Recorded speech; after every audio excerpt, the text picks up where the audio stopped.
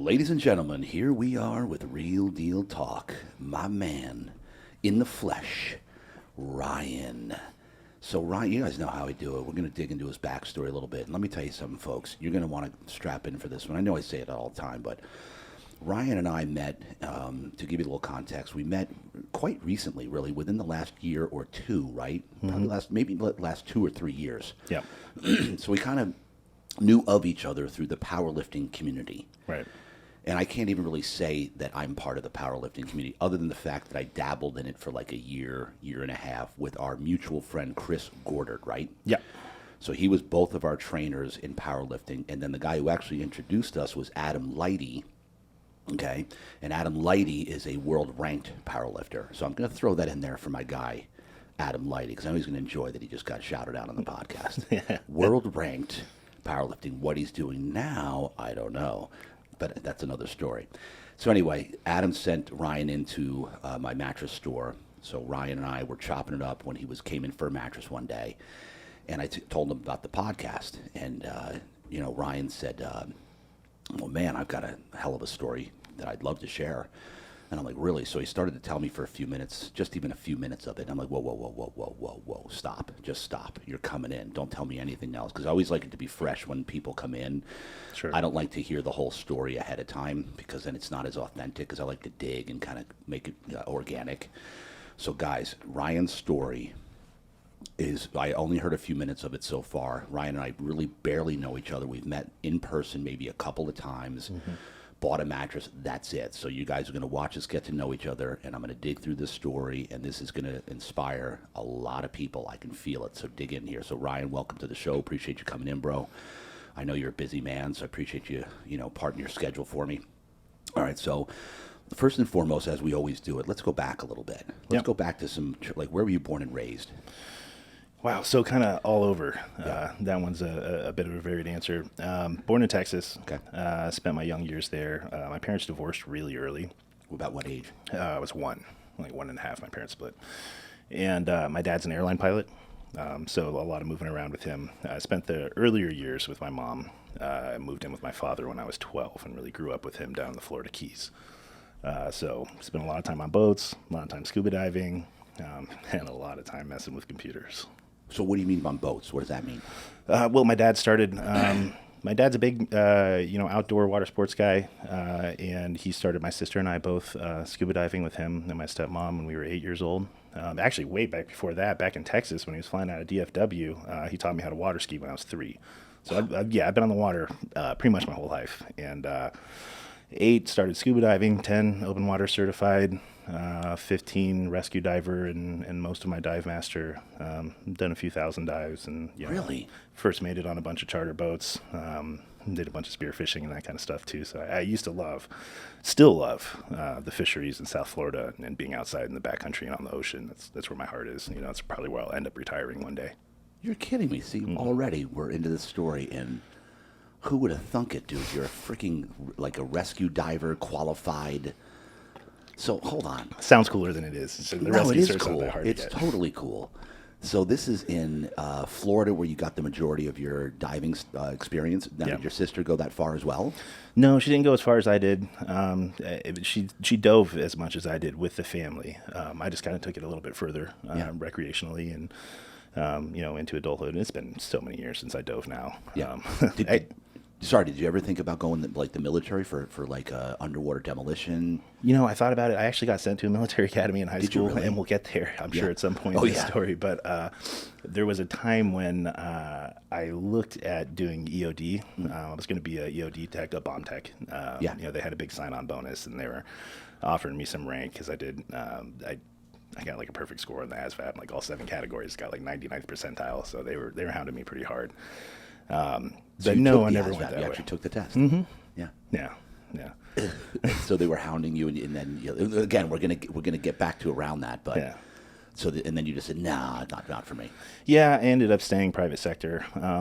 Pretty glad that I did that too. It ended up working out for me. And I found out later, not too long after that the attrition rate for EOD techs in Iraq was like higher than any other military occupational specialty. really? So, and like a pretty high chance of going and getting blown up, you know? Yes. And then so define the EOD, what that stands for, the acronym. Explosive Ordnance Disposal. Yeah, that's right. So basically, you were an underwater diver that would put bombs on boats underneath the water. Well, there was no underwater component to that. So I never looked at diving professionally. It was just the military academy kind of had me tracking towards that. And it would have been like, did you ever see the Hurt Locker? Yeah. All right. The bomb suit and the guys, that's what he is. Gotcha. He's Okay. combat engineer and EOD tech. Ah, okay, got it. Okay, so, and then you also mentioned that you were involved with computers a lot. What does that mean? How'd that happen? So, I mean, really, that's kind of the crux of my story, right? Yeah. And I had this seminal moment when I was like 9 years old. Yep. And I played a lot of video games. I was kind of an indoor kid at the time. All this outdoor stuff really happened when I moved in with my dad. And I was playing Final Fantasy VII on PlayStation, and I wanted to look up like a walkthrough. It's like a 4-disc game. It's And I really always forget that you're really young. Yeah. Like, that everybody's so much younger than me. Yeah. I should say that. So the fact that I'm like, wait, you had it back when you were a child that was around PlayStation? But it was. Yeah. All right, so go ahead. Yeah, it was. So this was like, I was 9 years old, and we're on AOL on dial-up, right? Broadband doesn't exist yet. Right. And we're not even on like 56K. I think we're like 28.8. Whatever that means. Yeah, 28 baud. It's old modems. Sure. And I'll take your word for it. Right. So I'm looking up a walkthrough for Final Fantasy VII, and I'm looking at the computer screen, and I just had this. I had to know how it got there. Like, how does this go from a person's mind who's just sitting there, like in front of a computer, and now I can see it? Now it comes up on this screen in front of me. Like, how does that happen? And like, I had to know. You know what I mean? Like, I was always taking shit apart when I was a kid, like remotes and like all that kind of stuff. But when my brain gets pulling into thread, I have a really hard time disengaging. And I got my mom to take me to Barnes and Noble. And I pestered her until she bought me books on like HTML, C, Perl, and CGI. And I started learning how to program. And what age is this? I was 9. 9. I wasn't doing so much program. I was doing a lot more HTML at that age. It's just tags is a lot simpler. But that quickly grew into other things. And that was kind of the beginning of a lifelong path, which has resulted in where I am today. I hold a leadership position in cybersecurity. And that's, but that really happened organically and from a young age. And it's just been a passion that I haven't been able or had any desire to shake since. But yeah, it started when I was 9. And shortly after that, I was writing websites for whoever I could get to pay me. And then I started building computers. And then I started learning how to break security. And what age did you start like actually doing websites and everything? Was that right away, like 10, 11? Really? Yeah, like 9, 10. Yeah, I had this acupuncturist, and I did like a website for him. And I had really bad asthma and stuff when I was a kid. Did you really? So I used to have like all kinds of, my mom would get me to see all kinds of therapists and different, and I had this acupuncturist for a while who was really, really good. And he was one of the first websites I did. No kidding. Yeah. And then, so this is like 11, 12. And then, so what were your friends at this point? And how did the divorce affect you? Well, you were so young you didn't even know. Right. How did being separate households, how did that affect you as a child? Did you even think about it? No, you don't think about it so much as a kid, right? Right. And my dad did a really good job of, being the other parent that didn't have custody and not making it toxic and not making it hard for the kids and making it our problem. Yeah. So I had all these instances growing up where people adults would be talking to me. And they would essentially be apologizing, right, for my circumstance. Like, Oh, I'm so sorry. oh, yeah, exactly. Like, oh, you're going through so hard. And I never understood what any of them were talking about. Yeah, right? yeah. Because you're just a kid. It's just your life. And, and you look back and you realize, like, okay, maybe things weren't as easy for me as they could have been in, like, the nuclear family or whatever, like Leave It to Beaver. But, I also was largely surrounded by people who love me. A father who was very, very involved. Yeah. A mom who was very involved also. That's great. I have a strained relationship with her now, but I'm sure we'll get into that. yeah, Maybe a little bit. I'm sure we will.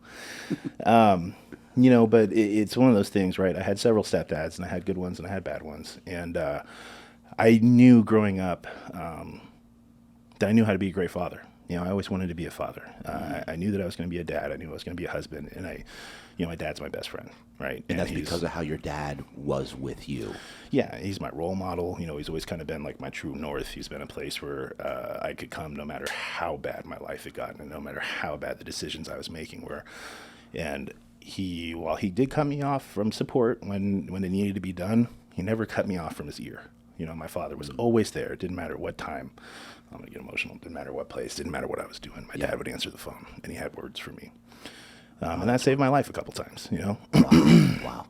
But so, I had 2 Christmases, 2 birthdays, and, multiple sets of grandparents and all that stuff growing up. And I didn't think too much about it. Looking back on it now, they did a really good job of, making it work for what it was. Hopefully my kids don't have the same experience. I'd like for them to have continuity. Right. And so on that note, were your parents living in separate states? Mm-hmm. They were. So she was still in Texas? Yeah. So they were in the same state for a while. When we were real young, my mom, she's in Valley Ranch near Dallas, and my dad was based in DFW and kind of everywhere that there's a major airport. All the airline employees tend to move to like one area. We call it the AAPJs, these American Airlines. We call it the American Airline Projects in DFW were Grapevine, right? Everyone lived on Grapevine Lake. Yeah. So my dad lived out there. And then, let's see, my mom moved us to Houston for a few months. What did she do? What was she doing for a living? It's hard to answer that question. Okay. If you ask her, she's got several different answers and several different degrees from several different places and all kinds of stuff. She was involved in sales. Okay. And I think she did pretty well. She's brilliant. My mom's brilliant. She's a gifted woman intellectually. And how about your, yeah. Yeah, I don't think she experiences emotions quite the same way that the rest of us do. And so, yeah. No, sorry, I lost my place a little bit. Yeah, so it was about your mom. Like we were talking about, they lived separately. Oh, yeah. So we did that text. Then she moved us to Washington State, the Pacific Northwest. Now, why was she moving so much? Some of it had to do with men that she was marrying, and then some of it, I think the Washington thing had a genesis and a job opportunity. I'm not really 100% on that. She married this guy while we were there, who was a VP of a multinational cement company based in France, and he had some health issues, and I was far enough ahead in school that I ended up skipping 7th grade to go move around a few places in Europe with her while she took care of my then stepfather, who was having multiple bypass surgeries and things of that nature. So then came back from that. And So how often were you seeing your pops at this point? fairly frequently. I mean, at least a couple times a year, even when we were like all the way across the country. Because at that time we're like, Washington State and he's in South Florida. Yeah. So it was as far apart as you could really get and still be in the continental U.S. But we still saw him several times a year. We would fly out there, or he would fly and see us, airline family, right? Yeah. So me and my sister would fly alone a lot. And my mom and I were constantly having problems, right? Yeah. And I was a very intelligent kid with a high RPM brain and not enough to do, and I caused problems. And I can only imagine how hard I was to deal with. We just get into this. So she had a lot of trouble dealing with me, and the mechanism that my mother would use for that would be to open up the DSM-4 and self-diagnose me with some condition, and then take me to a specialist, convince them of her diagnosis, and have me medicated. And I ended up on a pretty intense battery of medications at a very young age. Wow. And when I moved in with my dad, he called up the pediatrician. He said, "Hey, listen, my son's on all these medicines that his mother put him on. I don't think it's right. I want to wean him off, but, I'd like some medical guidance." And the doctor told him that if he hadn't called ahead and expressed his intentions in that manner, that he probably would have called CPS on him. I was on rage control drugs for prison inmates. I was on lithium for a little while. Is this stuff your mom got you on? Mm-hmm. Yeah, I was on Buspar, lithium, different versions of ADD meds, Lamictal for a while, which is a neuroinhibitor for like seizures, right? She had me diagnosed with Tourette's and bipolar and just like all kinds of shit. And What ages? I mean, this is all before 10, right? Before 10? Yeah, because I moved in with my dad at 12. And, I just went to all these shrinks and all these people. And so some addicts are born and some addicts are made. And I think I was a little bit of both. Really? Yeah. Okay, get into that. What do you... The amounts and types of drugs that I was on as a kid, I think definitely set some chemical seeking pathways, some habits in my head. And then another one of the unfortunate consequences of that entire scenario is that I am actually very ADD. And I'm not ADHD. I don't have the hyperactive thing, but focus, right? I have the ability to kind of laser focus in on one thing. But to the exclusion of everything else that's going around, that building could be falling down around me. And if I'm fastened in, like, I don't know that it's happening and I don't care. Yeah. And then, the opposite end of that is just inability to like anything. Yeah. So the baby got thrown out with the bathwater. The Adderall went with the rest of the drugs. And, I was a very non-traditional kid. I was a very non-traditional intellect. I was gifted with an intellect and square peg round hole. Public school was a fucking nightmare for me. Really? So just cussing, I know, just let it fly. Public school was an absolute nightmare for me. The public educational system wasn't built for guys like me. I mean, elaborate. To this day, when I have to go to school for anything for one of my kids, I'm instantly on edge. I hate being on public school property. I do not like fluorescent lights, and every single employee of that institution is already behind the ball with me. They got problems, so it's not. I was told my whole life things like I wasn't smart, or I didn't understand numbers, or I wasn't well behaved enough, or why couldn't I just do this, or why couldn't I pay attention. And, I actually grew up believing that I was bad at math. And, Which is probably the opposite of the freaking truth. It is. I'm very good with numbers. And so like in AP Calculus in high school, for example, I failed the class and I got a 5 on the exam. Right? So I got a perfect score on the exam, but I failed the class. When you got a perfect score on the exam. Yeah. And I taught everyone in the class how to do it. I could not think the way that they wanted me to. They had a very specific prescriptive formula for how you were supposed to write and show all of your work, and it was supposed to be this steps in this order. And if you couldn't do it, then you were wrong, But I would look at a problem, and then a few minutes later, I would give an answer, and my answer would be right. Yeah. Almost all the time. But because I couldn't show the way that they wanted me to, I was told that I was wrong, or that I didn't know how to do it.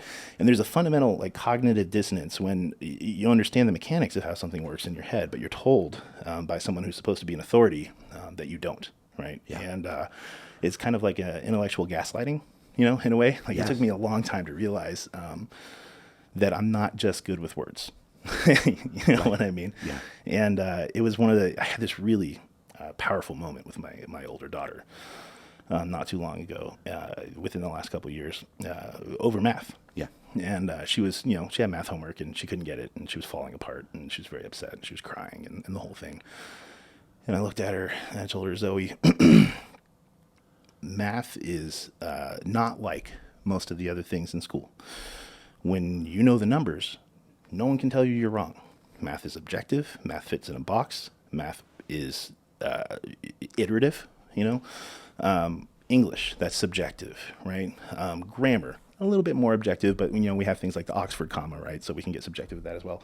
Math is not subjective, and there's a power in that. Yeah. And when you understand it fundamentally, no one can ever tell you you're wrong. And I can see her face just changing while I'm explaining this to her. And she really sank her teeth into it, and her math score shot up. She's way ahead of the curve now. But we, every once in a while she's having a hard time, and I calm her down. I take her back to my room, and I get out the whiteboard, and we whiteboard her math. And I'm an engineer, right? Yeah. So at heart, that's how I like to solve those problems. But I'm just teaching her don't get upset about this. Right. Get good at it. Yeah. Because there's a power in it that no one can ever take away from you. Because numbers are numbers. Yep. The numbers don't lie. The numbers are numbers. It's fascinating viewpoint of that, bro. And I've never even heard this before, but it totally makes sense. Right. So go back to the child, the public schooling thing, because you were constantly told, yep, just because you didn't fit in with the way that they say you should be, you were deemed abnormal, right? Not smart. Right. right? Go on. So they convinced whatever. me I wasn't good with numbers. Everyone knew I was very smart, right? Yeah. That's and that's not, people are very good at some things. People are not very good at other things.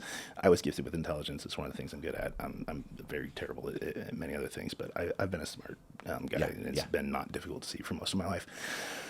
But, it was almost a feeling of desperation. I can remember sitting, even in Gifted, right? Because I was in Gifted my whole life, and that's supposed to be like better. I can remember sitting in Gifted and hanging my pinky off the edge of a school desk and holding a textbook and being like, I'm going to break my fucking finger just so I can leave for a couple days because I just don't want to be here, And I tried to, right? Like I didn't quite hit hard enough to do it, but I would physically hurt myself, right, to get out of being in school. Just to not have to sit there in those classrooms. And I made these teachers pay for it, dude. It wasn't like, I really did. I was such a pain in the ass.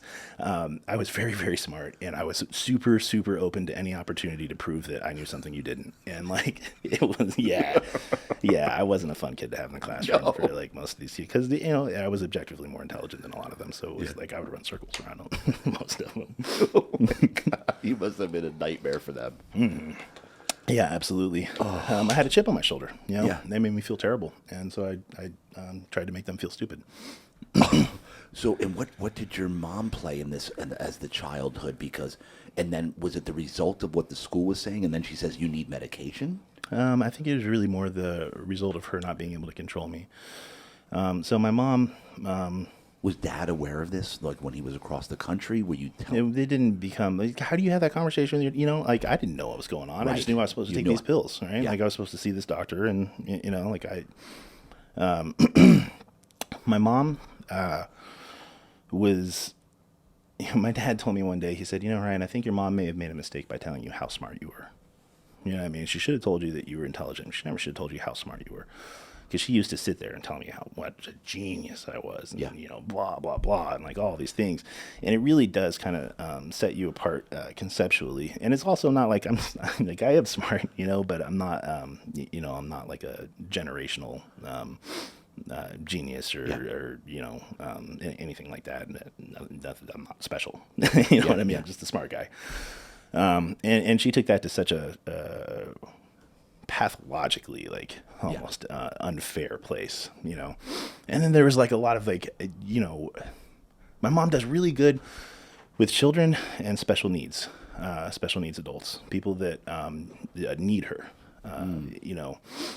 She has a bit of a problem with men, just as like a species. And I don't know that she was ever super thrilled that I was born one, right? Got it. Okay. So, no doubt in my mind how much she loved me. She does. And as a young child, she was a really good mother in several senses. But, she was a human and she had some damage, and she was unwilling and remains unwilling to face a lens at her own damage. And it's easier if you can attribute things externally. It's easier to accept that I have bipolar and Tourette's than that you don't have enough patience to deal with me and parent me in a way that's healthy. Yeah. Right? So, and I do think a lot of that was the genesis of kind of my drug-seeking behavior, or at least. Go back to what you said on that note. You said you think some addicts are born and made. I've never heard that before in my life. Dig into that. Dig into that just a little bit. Crack baby comes out the womb wanting crack. He didn't That's have true. a choice.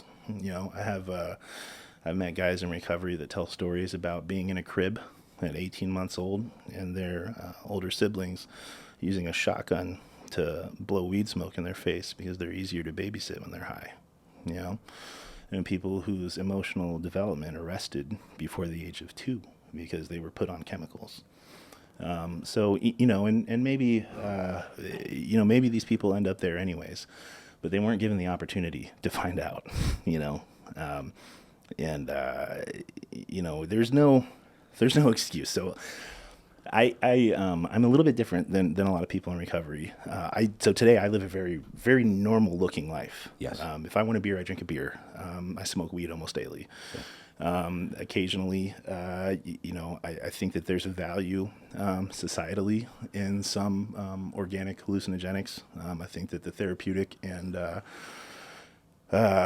prescriptive medical and psychological benefits of those things are being explored a lot more these days. They are, like the mushrooms. Yeah, I think there's a place for that in society. And that's pretty contrary to, a lot of the dogma, or dogma, that's unfair, a lot of the structure around recovery as it exists today, right?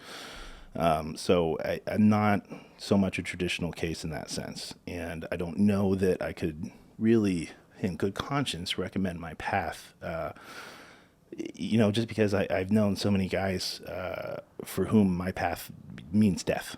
Yes. And I've buried so many friends Really? over the last couple of years. Yeah, over the last several years. And for me personally, I needed the program. I needed NA, and I needed that like very by the book lifestyle for several years to get to a place where I could be healthy again. And I don't know what separates me from one of my buddies who, takes a hit of a joint and 3 hours later has a needle in his arm, and 6 hours after that is, back on another federal charge, because I know a bunch of those guys too. Or, guys like Danny. This kid I went to rehab with. He's a good kid, and he was a sweet kid, and he didn't deserve to die. He was a better guy than I was, and he died young. And I used to think that I knew all the things that it took. Like when I first got clean, like you need to work the steps. You need to have a sponsor. You got to be willing to give up everything. Got to be, there's like, and if you do these things, and then there were guys that had all those things, right? Like Danny, and still fucking died. And sorry, man, that one. He always gets to me. He didn't deserve to die. He was a better person than I did. How old is he? I am. He was 26. Ooh, man. And, so anyways, there isn't a list, JD, and there is more to it than we understand. And I think that there are some basic requirements. You have to be willing to be honest and accountable to things outside of yourself. I do believe that you have to have a relationship with some kind of higher power. If you can't acknowledge something bigger than yourself, then you're doomed to failure because you've already failed. You know what I mean? Like you couldn't do it. Like you ended up a junkie, right? So like get past that right now. But then there's intangibles that I don't understand. Because I'll leave here today, and this weekend I'll smoke a joint with a buddy, and I'll be fine. And that's not the case for many of us, or even most of us. 100%. No. Man, dude, your viewpoint here is one which I've never heard before. Because you said there's intangibles here. You can't just go through these steps. There's more involved. Right. And something you said, we're gonna come back to what you just said about believing in a higher power. Because I've thought about this before. Yep. What do you give me your thoughts on that? Like, what do you mean by that? Like, unless you're guided by, like, if you're just talking to me about that. So I mean, like to get through it. So logical. I like to break things down into the smallest acceptable logical pieces when they're complex, right? So like we can acknowledge a couple things about an addict seeking recovery, and that's that one of those things is that the choices they make led them here, right? Yeah. And that when they're in charge, they made those choices, right? They don't want to be addicts. I don't know an addict who's like, yeah, I want to be a junkie piece of shit who constantly gets arrested and drives away everyone who loves and cares about me, right? So if you don't want to be an addict, and you've already proven that with you in charge making the choices, you're going to be an addict, what's missing from the equation, right? There has to be another component. And, the higher power thing gets so loaded and it gets so thrown around in so many cavalier, stupid ways. People talk about, oh, my higher power is a doorknob because I couldn't open the door without a doorknob. Well, okay, asshole, whatever. But like, there are things like, are you more powerful than the wind? Have you ever been on a boat on the reef when a storm was coming in and the waves are breaking 15 feet over your head and the lightning striking the water next to you and the thunder is shaking your heart and your chest? Are you more powerful than that? And it can be God too, and it can be a Judeo-Christian God, if that's your belief structure, that's where you're comfortable.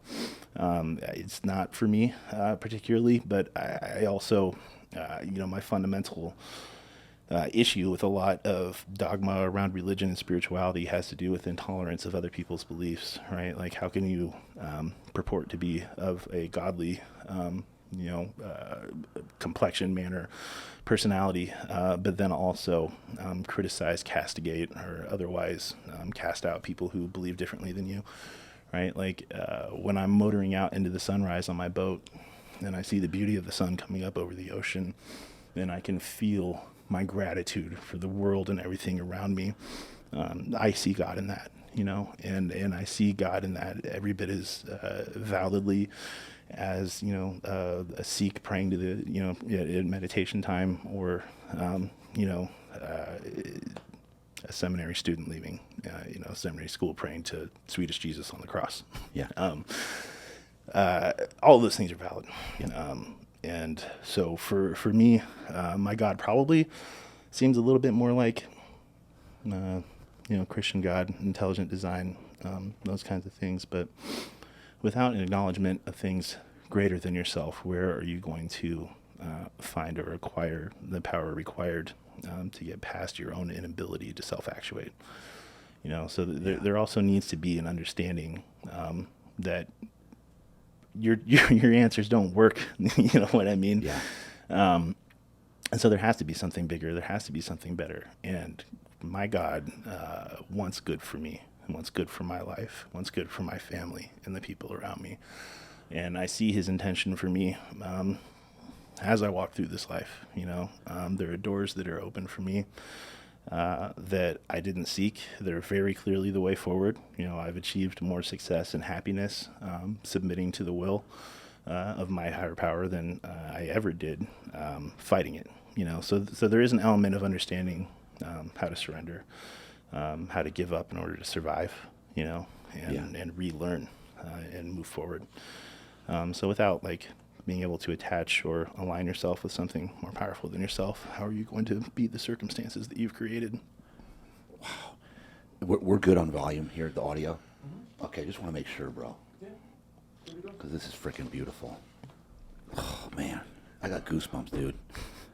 I could listen to you. This could be, we could go 8 hours here. Do we have enough batteries for 8 hours? All right. Oh.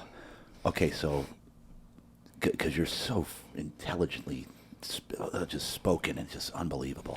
I can't get enough of this. I feel like we're going on a lot of tangents. What? No, I feel like dude, I hope this is I'm amazing. Telling a story with some continuity. I apologize if I'm scared. No. This is beautiful. Okay, so let's go back, and I don't want you to laugh about it, but go back to where your mom was getting you through all this medication. Then you went to dad, and did they wean you off the medication? So let's go back to there, and then we'll go. So weaning me off of everything, and like I said, what did mom say about that? Was she like, no? Honestly, I don't remember, and I don't know if it was a part of a narrative between her and I, or just my father and her. I don't know, and I think at that point I really didn't care. I was very over what my mom thought about all of that. And the truth, JD, is I don't have a lot of memories of my childhood. Okay. I have specific events before moving in with my father. I don't remember a lot of my childhood with my mom. Okay. I remember specific events. I remember specific events of abuse. I remember what kind of specific abuse? times of Can you happiness. talk about that at all? Physical, right? For example, we had these extended grandparents. They would call extended grandparents people that were friends of the family. They would babysit for a bunch of family's kids, and everyone called them grandma and grandpa. And it's one of those. This actually, I came to realize this was abuse much later. It's just funny when it's happening to you. It's not like before you don't know, and then you're telling a story 10 years later, and you're like, wow, that's really fucked up. Old Texas couple, not shy about hitting or anything like that. This old man, he had a big belt buckle, and he would put it in the oven, heat it up before he'd hit me with it, chase me around the backyard, beat me, that kind of stuff. Did your mom know about it? Not until many years later, and I believe that too because of the way she reacted. She was. You never told her? She was distraught. I told her as an adult. You didn't tell her when it was happening? No. Why not? Didn't know. I was just getting spanked. I'd been naughty. You know what I mean? I deserved it, right? It was that was just what it was. I didn't realize you're 6, 7, 8, whatever. You don't Was that- realize you're being abused. It's just you're getting spanked, and then you look back on it and you're like, wow, most people don't get spanked with a heated belt buckle, So like, And with your sister, same thing with your sister? I don't think so. Okay. My sister was a much easier kid to deal with. I love my sister, and I'm extremely proud of my sister. And our relationship has gotten really good as adults. When I was in treatment, she was the only one who came to see me. Wow. The only one. Only one. And my mom lived 15 minutes away. And she didn't come see you? No. And I asked her to. And I sent her invitations to the family orientation. And I called her and left voicemails every week and all that. But my sister was also very much a square peg in a square hole. The public educational system worked out really well for her. She went from, which is not to take away from her diligence or her intelligence. She's extremely disciplined, and she works harder than just about anyone I've ever known. But, she went from high school to undergrad at University of Miami. From undergrad, she went directly into her PhD in molecular genetics. From her PhD, she went directly into med school, and then she got a residency at a top 3 dermatology program. She is in Arkansas now, just, I think like Scrooge McDuck, like bathing in her pile of gold coins. Right. Yeah. But she's recently a mother for the first time. I have a nephew out there. Yeah. I married a great guy named Don, and, just super proud of her. But I think in instances where like punishment and things like that were happening, it just didn't happen to her as much. She didn't piss people off like I did. All right. So get to the point where you moved in with Dad. What was the final straw? Did he make that move? Did you? No. So my mom and I would get into these drop down or, knockdown drag outs, and we had this big screaming fight, and I can't remember what it was about. I remember walking down the hallway towards my room. She kicked me in the back, and I think, wow, you actually just kicked me. And, my dad told me many years later that my mom would get all worked up and he'd call him all the time. I'm sending Ryan to you. I can't take this kid. And he refused. He said that he wouldn't take me unless she sent both of us. She had to send my sister too.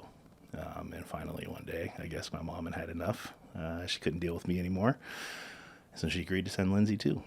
And so she sent both of us off. I was 12. Lindsay was 13. What did Lindsay say? I don't remember. She probably resented me, thinking back on it, because we weren't leaving because of her, Right. And I wouldn't blame her for feeling that way. How'd you feel about it? I was distraught. My mom didn't want me, and I was a little boy who had been brought up by his mom, and had been emotionally gaslighted by his mom, and had been made to create a very dependent relationship by his mom. And so I sobbed the whole way there, the whole flight. I couldn't stop. The flight attendants couldn't console me. Sister couldn't console me. My mom didn't want me. That was what I felt. Right.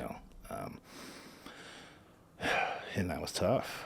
And I think it's that, my dad told me early on, he's like, I think he sees me out in the pool making out with some girl from middle school, I think like 14 or something, and we're heads going crazy and all that. Oh, And, he was laughing at me kind of, and then he goes, Ryan, I think that something along the lines of feelings of abandonment from your mother are going to impact and form how you have relationships with women. And it was pretty apparent because for a long time that was how I measured my value, right? It was like what the quality and quantity of women that I could have attracted to me, right? Yeah. Even like a very young age in like high school, that was like, and that really is, I think, pivotal to addiction, right? Drug use is symptomatic of a greater illness. Drug use is not the illness. It's a symptom. The illness is inside, and for me, it was insecurity. I'm not good enough. I need everyone to think that I'm fill in the blank. And for me, it was women and extreme, right? I needed everyone to think I was fucking crazy. And whether it was true or not was less important than like the belief that it was true, right? And I needed to be perceived as like the wild guy and, just trying to be cool and trying to be tough and just all kinds of toxic, insecure madness. That really was the genesis of, my drug use. It had to do with just not liking me, Yeah. And my dad saw this as I was growing up my whole life. He And was so when you got there at age 12, how did you settle in? Did you go right to public school? yeah, How'd that go?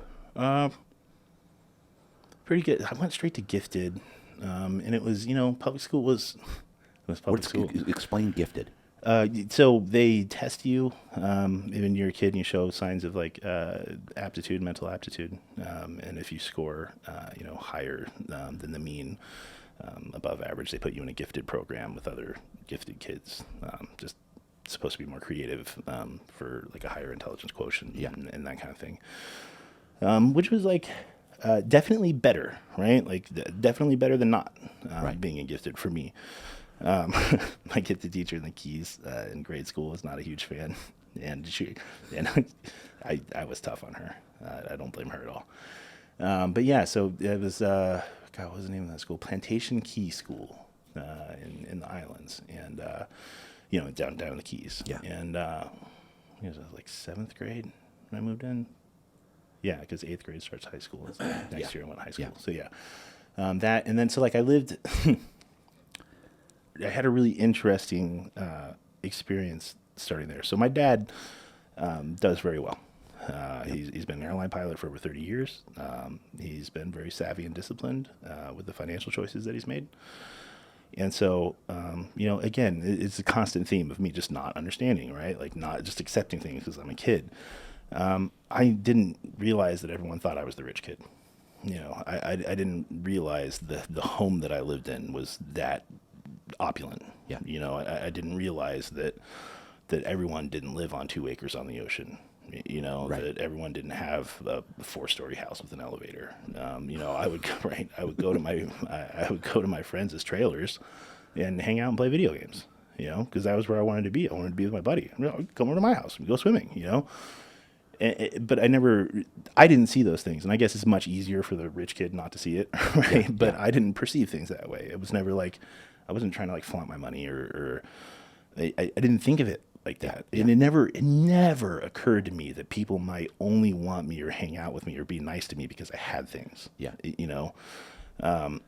But I did, and then there's this really interesting dichotomy, or it would seem almost contradiction in terms, where my dad is a very strong, firm believer in hard work and creating for yourself, right? So I'm living in this house, the boat. He's an airline pilot, and nice vehicles and stuff. And everyone assumes I'm the rich kid. They all have more money than me because my dad doesn't give me money. Yeah. Right. Like I started working when I was 12 years old. I collected my first paycheck. I was working at a dive shop. I was hucking dive tanks off a dive boat 3 times a day, loading and unloading for $6 an hour. No way. Yeah. Oh yeah, dude. I've been working my whole life. 9 years old. Earlier than 9, it was that neighborhood in Washington. I would print out flyers, right? Lawn mowing, car Yep. washing, Yep. name your own price, whatever. I'd walk around the neighborhood pushing a lawnmower, carrying a bucket of soap, right? Yep. Like Yep. whatever it took. Like I did the same thing. yeah, dude. I was always on my Right grind. down, walking down the street with Right. a lawnmower with the gas can on it. Yep. I remember this one prick had me wash his Porsche, and I like, oh, you name the price. This is my mom's gimmick. She was in marketing, right? She's like, you tell everyone you name your own price, and they're all going to be sweet to this little boy. They're going to pay you well. I was like, okay. So I go wash this guy's Porsche for $3 fucking. You remember this? I do, dude. I do now. You know what I mean? Looking back. Let's see if we can get him this podcast somehow. Yeah, you son of a bitch. freaking guy I with hope the I Porsche. scratched the shit out of it. I'm just out there with dish soap and like a mitt. I don't At know all what the fuck I'm traumatic doing. events of your childhood, you remember the Porsche for $3. Yeah, and now you look back, you're like, God, you're an asshole. It's, even at the time, it was like, that's the least anyone's ever paid me. But I didn't know what a Porsche was. It was just this car. What did you right? say to him when he gave you the $3? Nothing. Thank know? you. Yeah. I'm not coming back. And no, thanks. Hope you liked it. Yeah, like I'll see you soon. I probably wanted to come do it again. I've been on my hustle my whole life, dude. It's the grind has never stopped. Oh, So, yeah. All right, so go. yeah. So like other than like food and board, right, and like family events Yeah, stuff, yeah, right. yeah. But like cell phone, like I bought my own. I wanted extra things. I bought them myself. Like my nana, God rest her soul. She gave me her car. It was my first car for free, but. From there, it didn't work very long. Yeah. I bought all my own. Now, did you contact your mom at all, or did you attempt to contact her? Did she contact you once you got to the Keys? So she would still call and stuff. And we would go and see her during the summer, and we would visit every once in a while. But it wasn't like it was with my dad. She didn't come to see us like he did. And when she did come to see us, it was all fucked up. Yeah. Yeah, it was really weird, dude. She flew out one time unannounced, 8th grade homecoming. I went to this dance, the homecoming dance, for my school. And like halfway through the dance, I see this like shadow like over behind like a tree. And I'm like, what the fuck is that? And I kind of go walk over, and it's my mom. She flew in to Florida, didn't tell me, came to my homecoming dance and was spying on me. What? Right? Yeah, like from the trees. She came with this weird guy she married. His name was Ken. And he had made money selling some kind of law student software or something like that. And confided in me later that he always wanted to be a ballerina and pirouetted across the room at one point. This guy was fucking strange. Right, yeah, it was weird, dude. And so... He told you this? Yeah. Yeah, he did. That's odd. In confidence. Yeah, it was weird. In confidence? Like leaned in. Like, I always wanted to be a ballerina. What? Yeah, so like I'm coming home from the homecoming dance, and I'm like going down the street, getting ready to turn into my driveway. There's a minivan in front of me. And this minivan turns into my driveway in front of me. My friend's dropping me off in my friend's car. And I'm like, well, what the fuck is this? And I get out of the car. I'm like, hey, what are you doing in my driveway? Window rolls down. It's my mom. Right? Yeah. And she like scoops me up to like hang out or whatever. But it was just like, looking back on it, it's the weirdest, most toxic fucking like, just, why didn't you just tell me you were coming? You know what I mean? You're like, I want to see the homecoming dance. So yeah, we did see her. It wasn't quite the same. I do believe that my mom had good intentions most of the time. One of the things that she would do, she would paint these scenarios. These like amazing, like, oh, we're gonna go on a cruise and we're gonna do this and that. We're going on a snowboarding trip. I'm gonna get you a new snowboard. Which like cool. But Yeah. like as like a 7-year-old, you're fucking jazzed. You're like, oh my God, I'm going to go snowboarding. I'm going to get a new snowboard. Sounds amazing. And then it would never happen, and she would do this over and over and over and over. And, that was kind of like, so one day she just shows up for homecoming, but it was part of a narrative where like, she was doing this and we're going to rent the house and we're going to go on a trip together and everyone's going to, and it's all in her head. And again, I think it starts with the best intentions, but, it's something that even when like she started interacting with my kids, like I'm extremely wary of.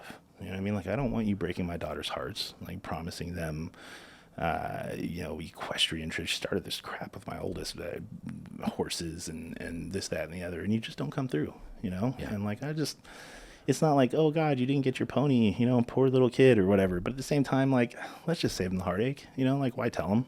Yeah. It's not like they're living in abject hardship or anything, but you are like slowly breaking their hearts, Yeah. one instance at a time.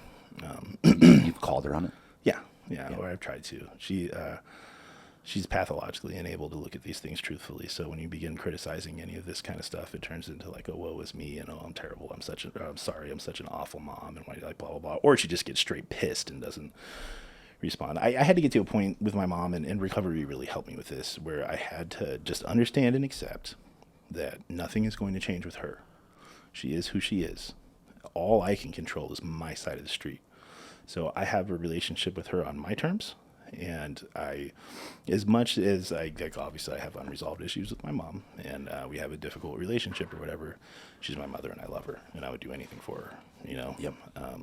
because that's what family is. Not a dear friend of mine, Right. but is absolutely my beloved mother.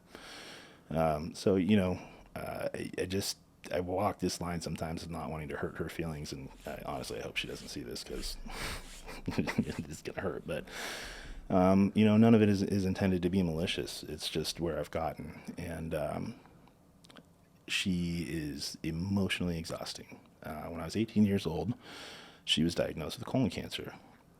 And a couple years before that, by the time I was 16, I had gotten so tired of her bullshit, and I had gotten so tired of the negativity and the emotional drain and the exhaustion, and because it really is, it's mentally like going 12 rounds with Ali. I mean, she is brilliant, and she's a gifted manipulator, and so it's just the gymnastics. And so I finally just told her, like, hey, You bring more negativity than you do joy to my life, and I'm done interacting with you. And I didn't talk to her for 2 years. And then she was diagnosed with colon cancer. And I got really resentful because it was like a way for her to force her way back into my life, you know? And so I started having a relationship with her again, and that's been a remission for a long time. But, you know, she had a lot of complications associated with those treatments, and she made it very clear where my proclivity for addiction came from as a result of that. She started off with real pain, and she probably still lives with some amount of real pain, but she was on several clinical trials for like novel delivery systems of different types of fentanyl, like on top of, you know, Dilaudid and Valium and like all that other shit. And she had a really bad time with opiates for a while. And I think she's mostly weaned off of that stuff, but every once in a while I'll talk to her and, you know, she'll start trailing off and getting weird and loopy in the middle of a sentence. And we start having dream talk, you know, and that kind of stuff. And I'm like, back on morphine. You know, that. And you said something where that was led to yours a little bit? Oh, no, just like to see her go through that, you know what I mean? Okay. To see her, even though unwilling to admit it, because like she may have been led to that circumstance by a medically valid path, but is absolutely addicted to opiates, you know? Right. You know, seeing that is like, oh, okay, well, it's not just me, you know? And opiates weren't my thing, and I'm sure we'll get, you know, into more of the details of that, but, you know, that habit exists already. And like her brother, my uncle's hopeless alcoholic, right? Yeah. And my dad's sister, my aunt, my late aunt, also same thing, you know, bad alcohol and drugs. Yeah. So, you know, it's there, right? And so 18, back into your life, Mm-hmm. you were resentful. What happened from 18 to... Let's see. So it's an interesting time. So Because you're done with high school at this point, or you're finishing. well, no, so I finished high school early. I figured. Well, not by the route that you might imagine. So by the time I was a junior in high school, I was deeply involved with the seedier side of the internet. And quick story. So before Napster existed, do you remember Napster? Yes, Napster I and do. LimeWire, right? I So do. like the original file sharing programs. So the way that people pirated music, software, movies before Napster and LimeWire and all that, and torrents and things like that existed, were these message boards on the internet, right? And there were public ones that sucked, and then there were private ones that were really good. But if you wanted to be on a private board, you had to contribute in some capacity. So you had to be a part of a team. We call them an FXP team. And these teams, they had multiple components, but the general makeup is that you have scanners and hackers, right? And your scanners are people who are taking a bunch of internet protocol addresses, IP addresses, the number that's assigned to a device on the internet to show its location, how other devices talk to one another. I would take a range of addresses and scan them. And what you're looking for is a company running a server, an FTP server, a file server that allows anonymous login. And so you set like a big IP range and you let the scanner run, and hopefully you come back and find a sheet full of results of open FTP servers. And you give those to your hackers or like whoever else is on your team. They clear out all the corporate information that the business put on there, and then they reconfigure the server so that it has security so the company can't get back into it.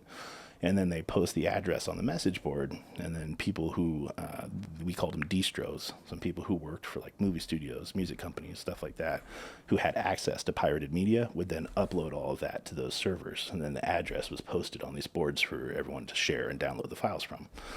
So I was a part of this FXP team, and this is the straw that broke the camel's back, right?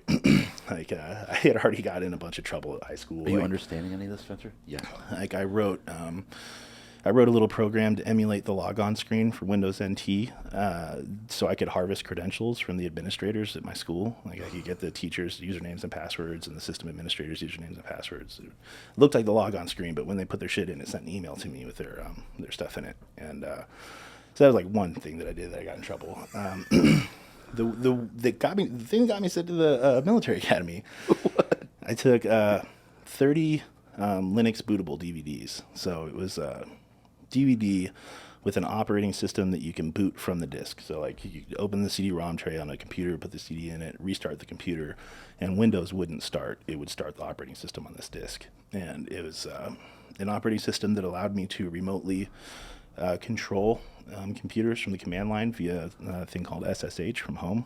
And so I took over an entire computer lab at the school, 30 computers on the 30 disks. And the school had like a T3 connection, which at the time was like a big internet pipe. It's like very fast, so you could do a lot of scanning. And so I started this absurd FTP scan, which is like millions of IPs, like some 10,000 threads a second, just like a pretty ridiculous scan for the hardware and architecture that day. And at that time, every school in the Keys, in the Florida Keys, from Key Largo to Key West, the networks were all daisy chained together. And so I caused an incident that crashed every school network in the Florida Keys, starting at Key Largo all the way down to Key West. And they couldn't prove it was me. They knew it was me, but they couldn't prove it. And then I had also, just to be a pain in the ass, I'd set BIOS passwords on all of these computers in this computer lab, which is like when you first push the computer and all the black and white text and beep, it posts, it would come up and ask for a password at that point before the operating system ever loaded. Yeah. And the only way to fix that, if you don't know the password, is to open the computer, like take the whole case apart, and there's a little battery, like a little watch battery. It's called CMOS battery on your motherboard, and there's a jumper next to it. And you have to set the jumper and then redo it to reset the CMOS password or to flush the battery. So, like, in order to get use of this entire computer lab back, they had to have some poor asshole in there take apart all 30 computers. So anyways, they called me in, and they're like, I remember the end of the school days, all parties reporting to the Lindley conference. Please report to conference room B. Shit. It's all right, whatever. Couldn't hear it. Yeah. So I thought it was just going to be my dad meeting with the principal, and I go to this room. It's the network administrator. It's my drafting teachers, the school superintendents, the principal, the assistant principal. It's like 15 people in this room. And I've been talking to my dad about this stuff for like a while, right? And my dad, God bless him, like, even though I'm very much in trouble with my father, he's still like, there's a portion of him that's proud, you know what I mean? And like, you know, he makes the suggestion in this room. He looks at the system administrator for the school and he goes, well, why don't you just give him assistant administrator access and let him help you fix some of these holes? I mean, this guy could have had puppies. He was so fucking mad. He like steam shoot out of his ears. And the ironic thing about it, that their solution was to give me a local user account on the computer that I used in my drafting lab to do my drafting work, which they clearly illustrated how inept these people were, because putting me on a local user account instead of having me log in through their domain network allowed me to circumvent every control they had. Like I was no longer subject to their net filters. Like I was like, oh wow, really? I was like, cool, yeah, that's a good idea. Give me the local user account. That's what you should definitely do. So anyways, I got disenrolled and I got sent to... So hold on. So after they did that, so you're in this big room and your dad like suggested so they gave you the local user thing. And what'd you do from there? They're like, yeah, we're not doing that. And they gave me this local user account, and it didn't last very long because they were already in the process of, like, the guidance counselor is telling my dad about this military academy program. It's this, which I did go to. I went to the military academy. Everyone's like, oh, did you go to West Point? I'm like, oh, no, dude, not like the prestigious ones. Like the ones that your parents threatened to send you to in high school because you were misbehaving. Yeah. The state-funded at-risk youth military academy. That's where I went. Right. You know, I went to the fucking not fun place. And so you did go there? Oh, yeah. Mm-hmm.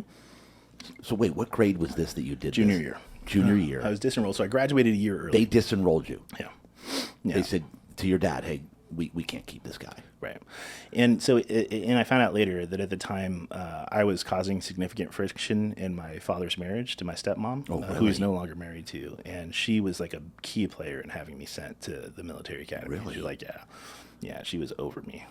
She wanted me, and she wanted me gone. Yeah. And, you know, my dad and I had a very, like, emotional coming to terms later where, you know, he told me about how all that unfolded, and we shed tears and shared a beer, and he apologized, and we kind of, you know, figured things out. And I don't regret it, you know, like it was like I ultimately, like, should I have gone there? Probably not. But that I did go there ended up being a very good thing. You know, I graduated valedictorian, and, you know, I learned how to do something really fucking hard that I didn't want to do, and do it anyways. And this is the military academy. Yeah. So So did you have to go to like a boot camp? yeah. So there's several instances in my life of me being like institutionalized in one Yeah. place or another, whether it be like rehabs, military academy, like get him the fuck out of here. You know what I mean? And like go receive treatment from someone.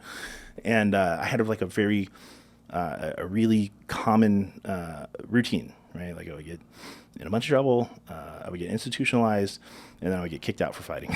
That was, I had a chip on my shoulder, and I didn't take shit from anyone, and it was like, and I didn't care who you were or what the deal was. I was ready to fight, and the military academy was no different. I went there. So the day you walked into military academy, obviously you had a chip. Oh God. Well, it's hard to have much of a chip at that point because Yeah. it was pretty fucking intense. It was like they give you, you get. How big were you at this point? Like, what's your size? Because right now you're what, 6'2", 6'3"? I'm 6'1", 280, Yeah. 285. At this time, so I actually was a very small guy when I first went to high school. I was like 5'3" my freshman year. Yeah. And I think by my junior year I was like 5'10" or so. Yeah. But I don't think I was 200 pounds. I wasn't like. Okay. I was overweight. I wasn't like fit, but I also wasn't like fat. Right. Like it was. Got it. I was just a chubby kid. Got it. Yeah, so you have like a mesh bag with like 70 pounds of all the shit that you're gonna have for the next 6 months, and they put you on this bus and like Camp Landing, Stark, Florida, drive onto this military base, and there's like all these cadre lined up on the street, thunder and lightning, and you get off the bus and you're holding your 80-pound bag, and like one guy comes and screams, and you hear, "Pick that bag up above your head, get it above your head now, get it." And you like the bag above your head. The next guy like comes to you and like whispers in your ear like, "Oh, it's okay, man. You like just let the bag down. It's all good." And the next guy comes up, "What are you doing with the bag?" You know what I mean? It's like that whole thing with like for a good like 15, 20 up, down, push, this, that, and the other. And they cut off all your hair, and they put you in this barracks. And I can remember the first week. It was like the third day in a row that they come in at like 4 a.m., like trash can lids and air horns, right? And just like dumping you out of your racks, getting everyone outside beaten face in the mud. And it's like North Florida, like the fog, and it's dark, and you can hear like live rounds, like, training exercises on base and shit like that. And I remember like looking around at these people and thinking to myself, like, very clearly, right? Like, this is bullshit. No one's ever done this for 6 months.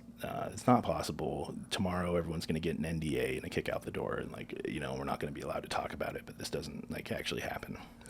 and NDA. Yeah, right. And I thought this way at this point too, like 17.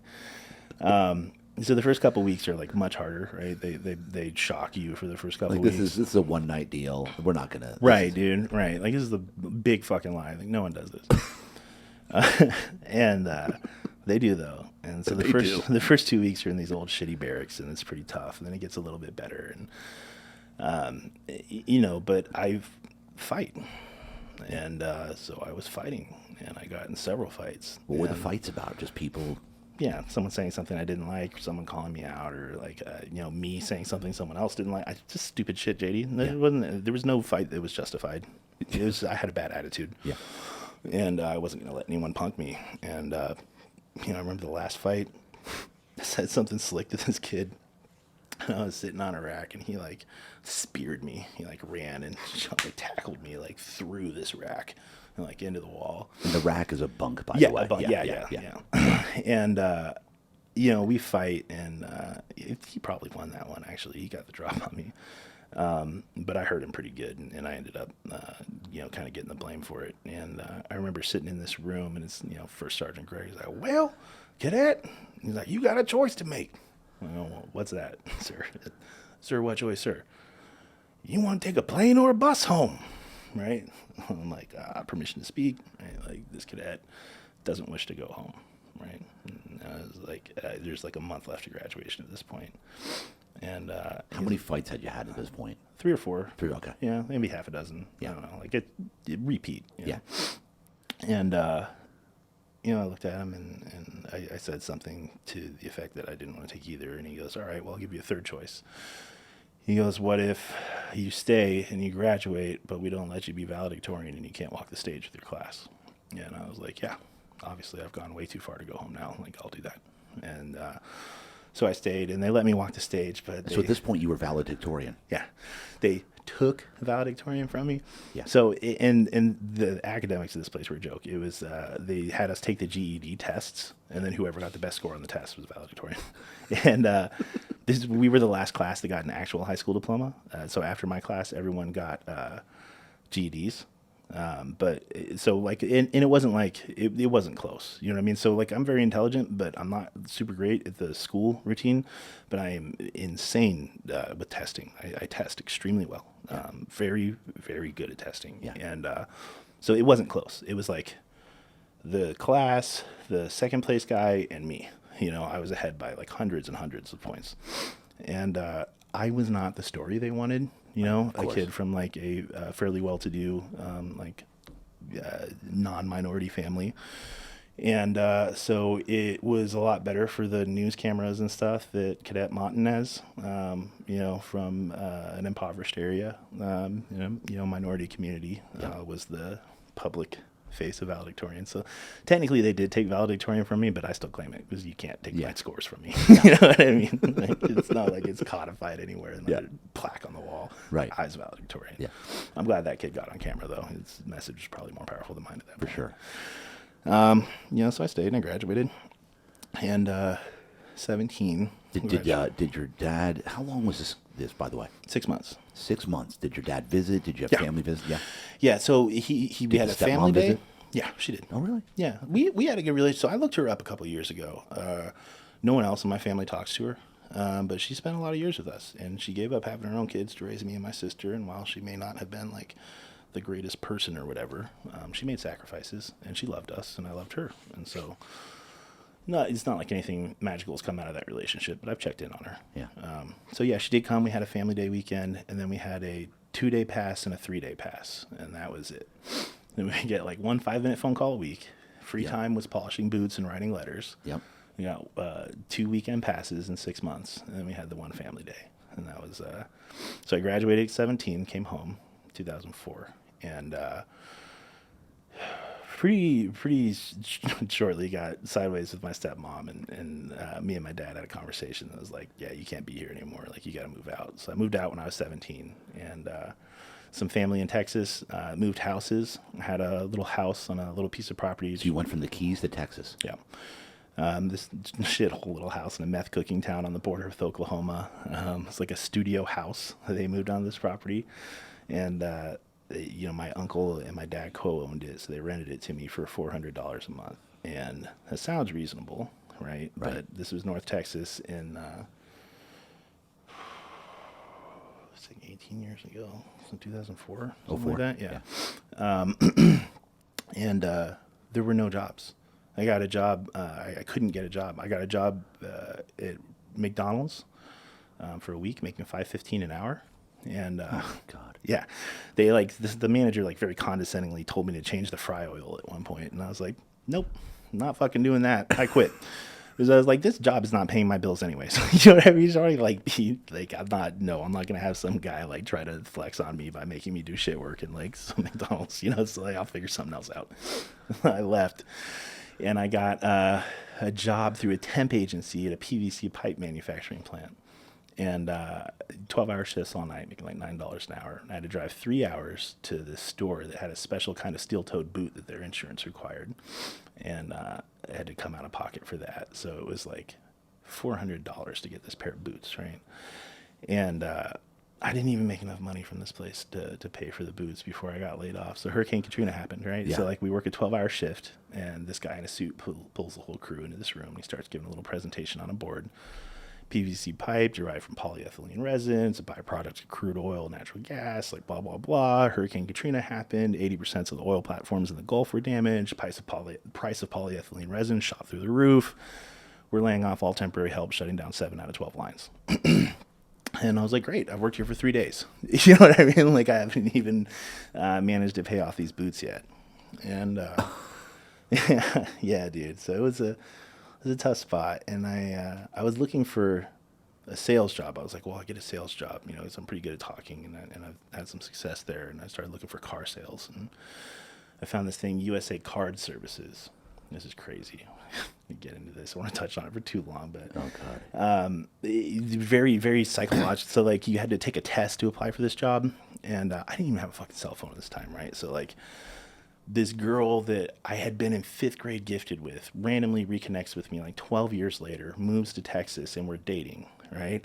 Yeah. And How did she connect with you? I think it was on social media somehow. We like found each other. I can't remember what the story was. So we were dating long distance from Washington. She moved out to go to this school. She said had a really good opera program, UNT. She was a singer. Which I think she moved out to be near me though. But I was so fucking toxic, JD. I was just starting to get like really into drugs, right? Yeah.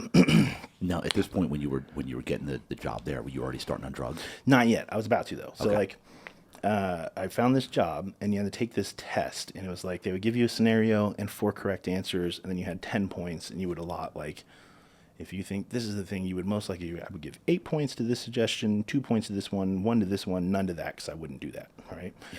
They make like a composite score. They're looking for a certain type of personality. And if you have a high enough red score, then you can apply for this job. So Sarah, this girl that I was dating, she hits me up. She's like, I got this weird phone call from some New York sounding guy talking about like this job, like blah, blah, blah. And it was for this job. And I had put her number down because I didn't have a phone, right? Yeah. I was so broke. And I go in for this first interview, and it's this like high-rise building in downtown Dallas, and there's all these guys in suits, and they're screaming, and they have these headsets, they're throwing paperwork across the rooms, a red light in the front, it's like going, and it's a straight-up boiler room, right? Yeah. And I don't know shit, like I don't know anything about life, I don't know what's going on here, but I know I want to be a part of it, right? Looks like everyone's making money, looks really cool, I want in, and it's actually, it was one of the biggest things my mom ever did for me professionally. I called her after I had this first intro interview and explained the situation to her. And corporate America, sales, marketing, that's like very much her. Like, she's at home here. All these fucking phonies. And so she goes, okay, Ryan. She goes, send me your resume. I'm going to rewrite it for you. I'm going to send you an email. These are your strengths as they will see them. These are your weaknesses as they're going to see them, your age, like blah, blah, blah. Here's how to overcome those things in an interview. She goes, I called the manager at the Nordstrom's at the mall up from your house. I got him to agree to accept a credit card over the phone. You're going to this Nordstrom's. You're going to pick up a suit and a briefcase. Yeah, my mom fucking came through super tough. And I got this job. And that experience, and I made a bunch of money, and we'll get into that, but that experience of like walking into that building, being so out of my depth, seeing all of this amazing shit happening, not really believing that I can be a part of it, and then having my mom open that door for me and getting in there, right, was one of the first times that I realized that like 99 point whatever % of barriers in people's lives to achieving like things are self-erected, right? Like the only thing holding you back from going and getting that job is the belief that you can, right? Yeah. And she helped show me that. It's one of the most fundamental, critical, important lessons in my life. So I got this job, and I did very well.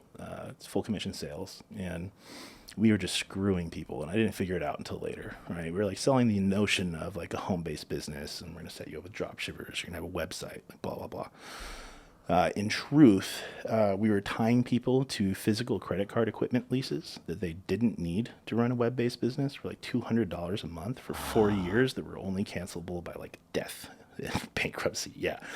And then my company would get a portion of that lease contract up front for every deal that we closed, and then that was my commitment, right? So was doing really well there.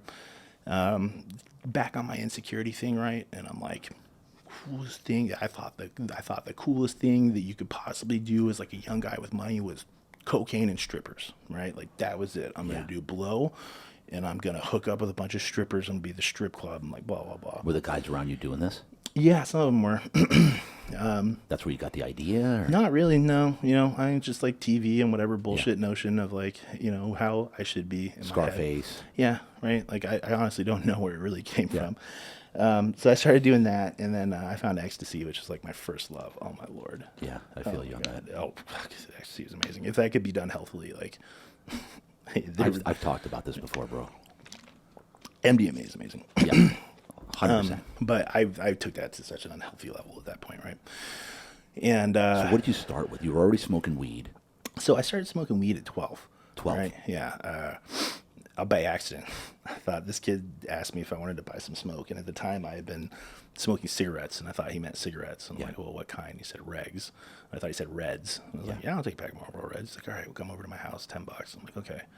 And I came over to his house and $10. He hands me a little dime bag of like green shit. I'm like, the fuck is this? You know, it's weed, man. It's regs. And I'm like, oh yeah, totally. I knew, like, and I start like trying to play it off, like I knew. So he's like, do you need a pipe? Like he can tell, right? So he sells me a pipe, and I go home with this weed in this little pipe, and I'm sitting on the porch. There's like a wraparound deck in my house. I'm sitting on the side of the house trying to smoke this pipe with matches and the wind coming off of the ocean. It's just not working, and I didn't know what the fuck to do. I didn't know how to do it. So these kids invited me over a couple days later, and we got super stoned out in the woods next to their house, and I sprinted home all the way home barefoot because they like pretended to be startled when someone knocked on the door, and I thought it was the cops. I like ran out the back door, jumped over their back railing, like sprinted around the side of the yard with dead sprint, half-mile home barefoot. And, like later the next day, they're like, "Where the fuck did you go?" Yeah. So you said someone was there. They're like, "Oh, we were fucking with you, man. We can just like go make some noodles." So let's see, where did I?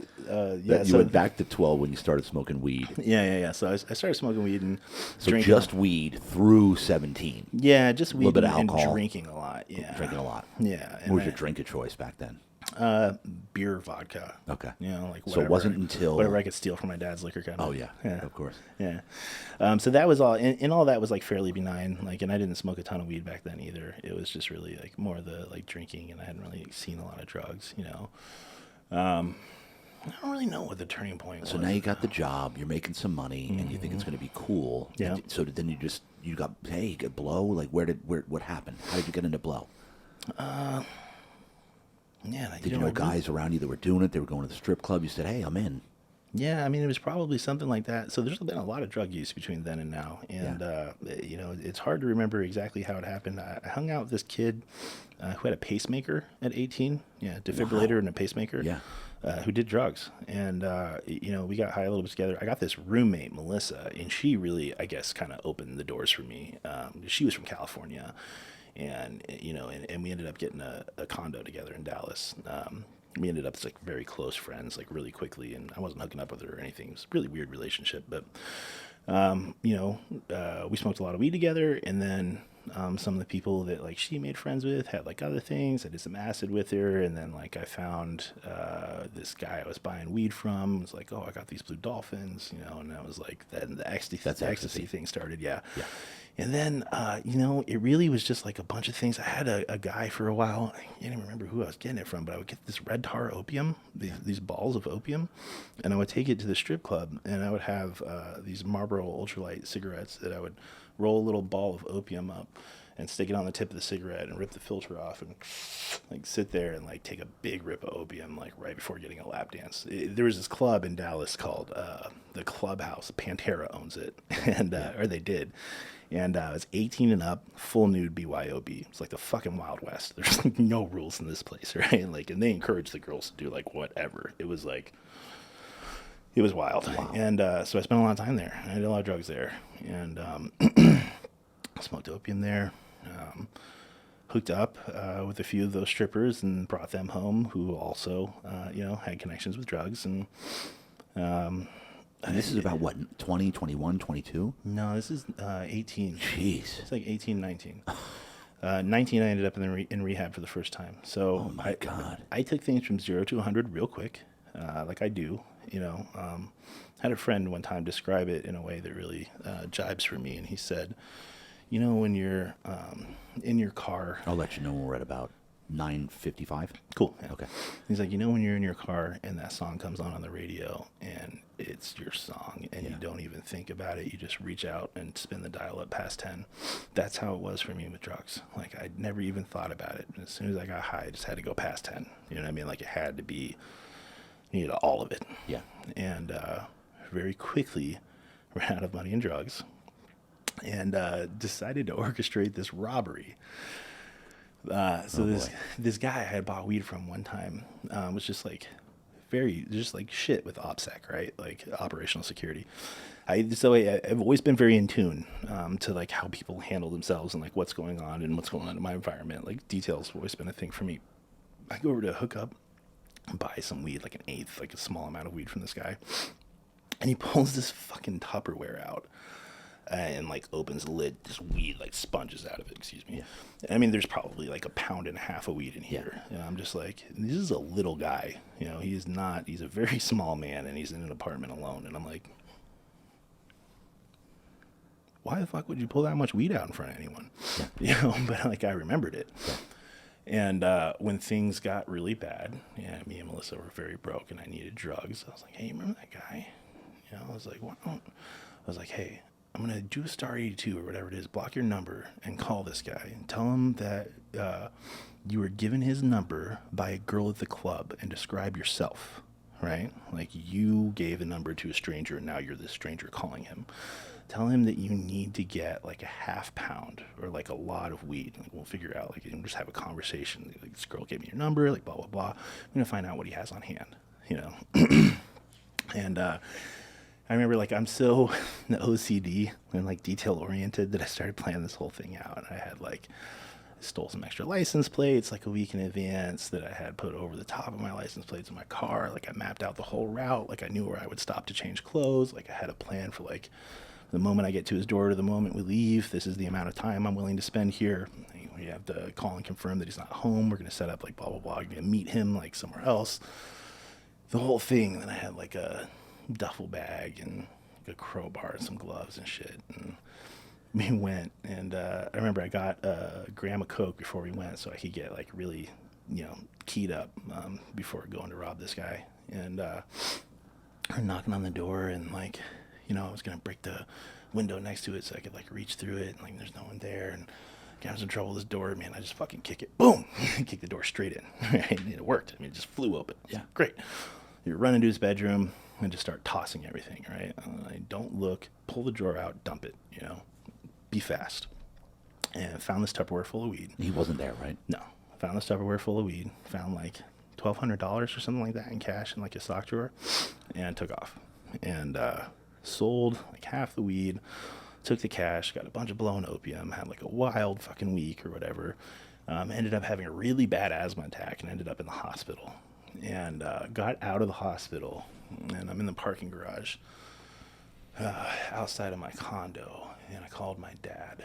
This is when you got out of the hospital? Yeah. And my dad, he was like, I can't remember what he said, but he said something like, you know, what's going on, Ryan? You know, like he knew.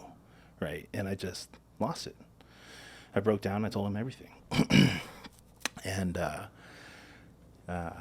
he told my mom, who, you know, started looking at facilities and stuff. And they had me head out to my grandparents' house so I could drop off my car. And my grandparents could take me to the airport and get me on a plane to Michigan, where a facility was that my mom had found. That she decided was the right facility for me to go to. And we'll have to unpack this because it's kind of crazy too. But I want to be able to have that. Yeah. I want to be able to tell that one with continuity. So I won't get too much into that treatment center yet. Got it. But yeah, so, well, fuck it. We'll just start getting into it. So this program, and there's no way for her to know this, right? Because it wasn't like Scientology was not super well known at the time, and like the whole dogma and all of the you know, weirdness surrounding it. The program she sent me to was a Narcanon program, which is developed and written based on the curriculum from L. Ron Hubbard, who is the father of Scientology, right? And yeah, dude, it's all fucked up. And I had no idea that this is like, you know, and you didn't like figure it out until later, right? Because if you start figuring this shit out and you bring it up there, they punish you. You are not allowed to mention Scientology, L. Ron Hubbard, any of that, associate. If you plant that seed, then everyone starts talking about it. The whole fucking thing falls apart, right? Yeah. So they won't let you like. It was very expensive and it was very well marketed and it was quite fucking insane the way that they did this treatment. So they start the process with what they call detox, right? And for them, detox is they take you to a dry sauna and they give you a dose of niacin. And They start you off on like 50 milligrams or 100 milligrams or whatever, and your face blows up like a tomato, and they make you sit. You've had niacin. You pre-workout when your face gets all scratchy and shit. Niacin, get the niacin flush. Yeah. Yep. And then you sit in a hot sauna for 8 hours. They make you sit in the sauna like all fucking day, like in and out, like 8 hours. And then the next day you come back and they give you niacin. And if you react, then they send you into the sauna. And if you don't react, they give you a bigger dose. And yeah. And this is flushing all the toxins and impurities and they're like out of your system.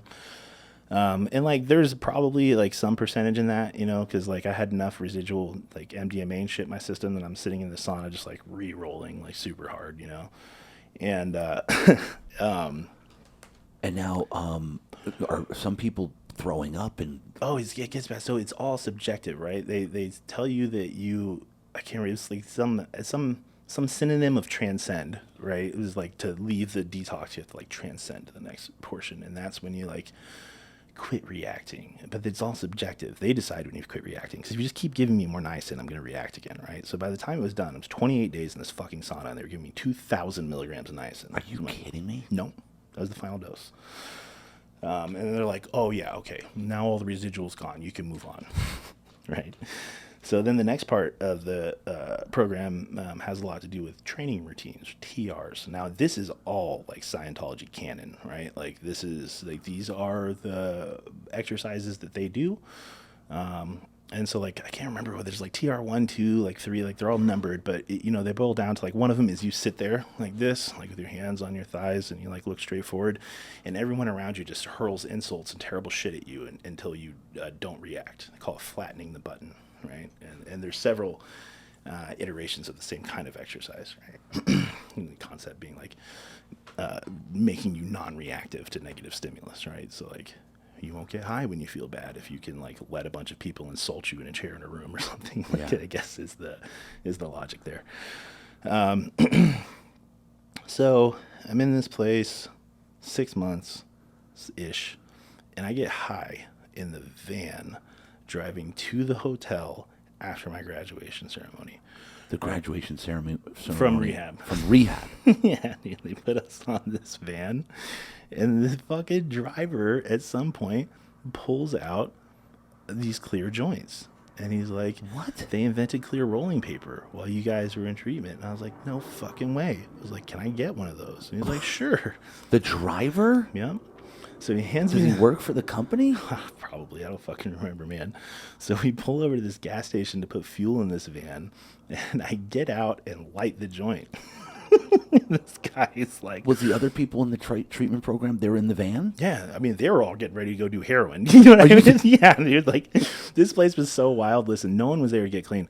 They took... No one was... They took... I was, but, like, they took fucking...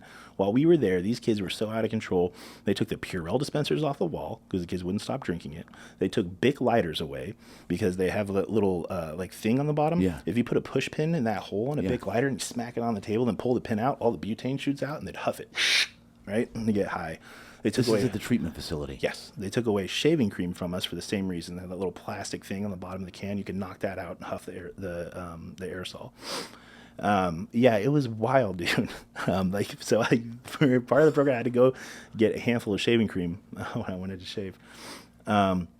So I get out and I light this joint, and the driver's like, "What the fuck are you doing?" Right? Like, I gave you that joint. Like, A, you're not supposed to smoke it like while I'm with you, and B, we're at a fucking gas station. And I was like, "Oh, I thought you gave me the joint. I thought I was gonna smoke the joint."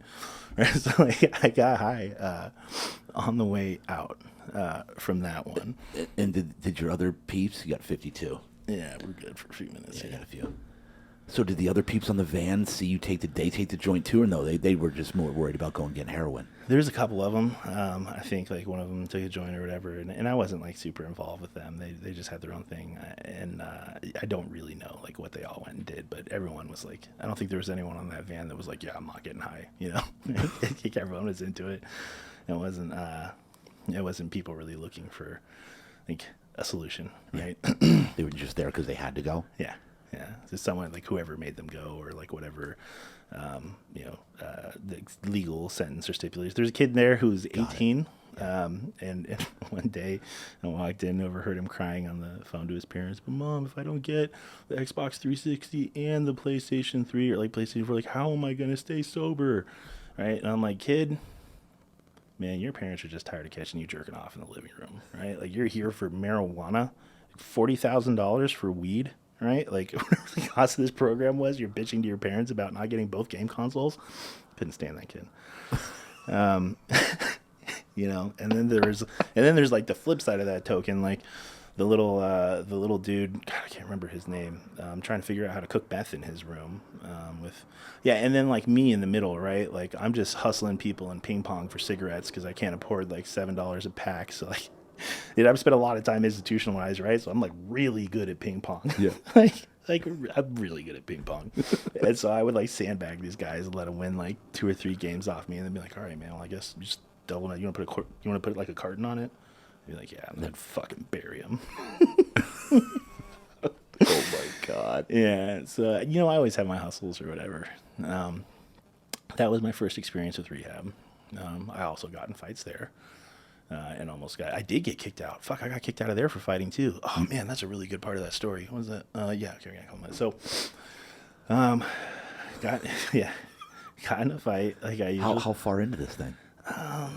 a few months, right? And they're like, okay, well, good news is we're not gonna kick you out. And I was like, okay, great. They're like, permanently.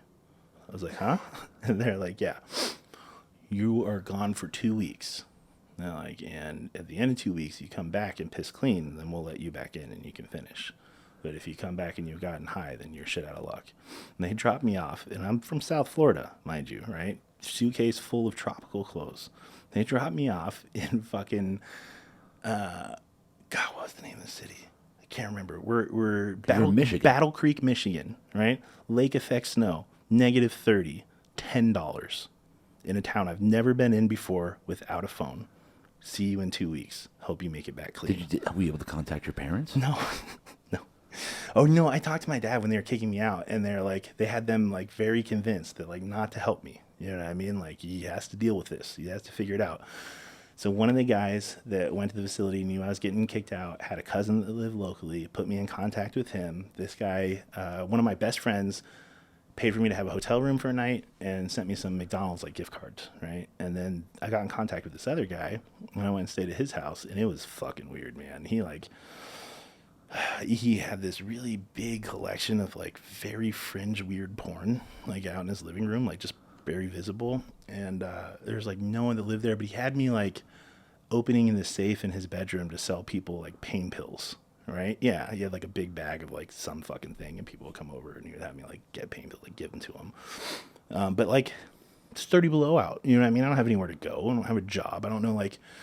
So eventually, I called up a bunch of landscaping companies because I figured there's like enough storm damage that had happened with all the snow that they could use help, and I found someone willing to pay me cash for daily work, and you know I started doing that, and I did make it back clean, and I did finish the program, but that was asinine. You know, that was pretty crazy. Dude, this is unreal. Yeah. Unreal. I think we got to pause You there got so I five- can you got hop on 50 this seconds. call. Okay, go. The last thing we said was when you were getting off the bus and getting high. Was that it? Is that where we left off? Yeah, yeah, with Narconon. With Narconon. Mm-hmm. Okay, so Ryan, you mentioned Narconon. What the hell is that? That's just the flavor of, or that's like the name for the kind of rehab that's derived from L. Ron Hubbard's structure that he created while in prison. Okay. Because he created Scientology in prison. Did you know that? No. Yeah. He was incarcerated. Okay, when, give me the touch on that. So 'cause I know you have some insight on this. I don't remember honestly most of it. The whole thing's just just a big sham. It's a cult, right? There's like Xenu or something, like the god, like or alien Xenu, supposed to like destroyer of worlds, or there's some fucking. I know nothing about it. So L. Ron Hubbard wrote a bunch of science fiction books Yeah. and then based a religion off of it, and then got it to be like quite famous. And Tom Cruise and John Travolta and all that, they were all Scientologists, right? Yep. You said were. They no longer are? I don't think anyone is anymore. I don't know if it still exists. I think that mask has been peeled back a little bit. Yeah. And I don't think that anyone with any credibility can really associate with them anymore. But it's pretty crazy. And so Narconon, That was derived from. Yeah, from L. Ron Hubbard. That's like his brand of rehab. And so this brand of rehab, you were there 6 months. Mm-hmm. Do you think it's just completely ineffective? Yes. Yeah, it's nonsense. Nonsense. Yeah, it addresses nothing. Not the. So it kind of depends on your perspective of things. Some people have trouble accepting the concept of spirituality, but to me, addiction is very much a spiritual malady, and it has to do with a lack of spiritual principles, the willingness to live by them, honesty and clarity with yourself, and those kinds of things, and none of that is addressed through the. So it's, and there are a lot of programs for rehabilitation that are spin dries, and this was a longer one, so it wasn't exactly a spin dry, but it's not uncommon to have insurance cover a 30-day program that does nothing for you other than give you a 30-day break from using drugs. Yeah. Which, there's value in that for some people, and perhaps that's enough to get some people over a hump or whatever. For me, and I'm sure we're going to start getting into it. By the time that I really recovered, I had become such a hope to die gutter junkie. It wasn't like you weren't gonna. 30 days without drugs wasn't going to solve anything. 6 months without drugs wasn't going to solve anything until I began to address, what was happening inside me. And that really was. And so what you said about spirituality, Mm-hmm. becoming one with yourself, and was the true. Mm-hmm. 100%. And what's really been interesting for me over the last several years is kind of try to describe it as a lot of years of my life I was hiding from good. By just doing drugs and acting out and doing all those things. And then I spent some time in recovery hiding from bad. And I've really had this integration of kind of the light and dark sides of my personality, right? It's like we can get into a debate about the duality of man and all of that if you want to, but yeah. I think the reality of the situation is that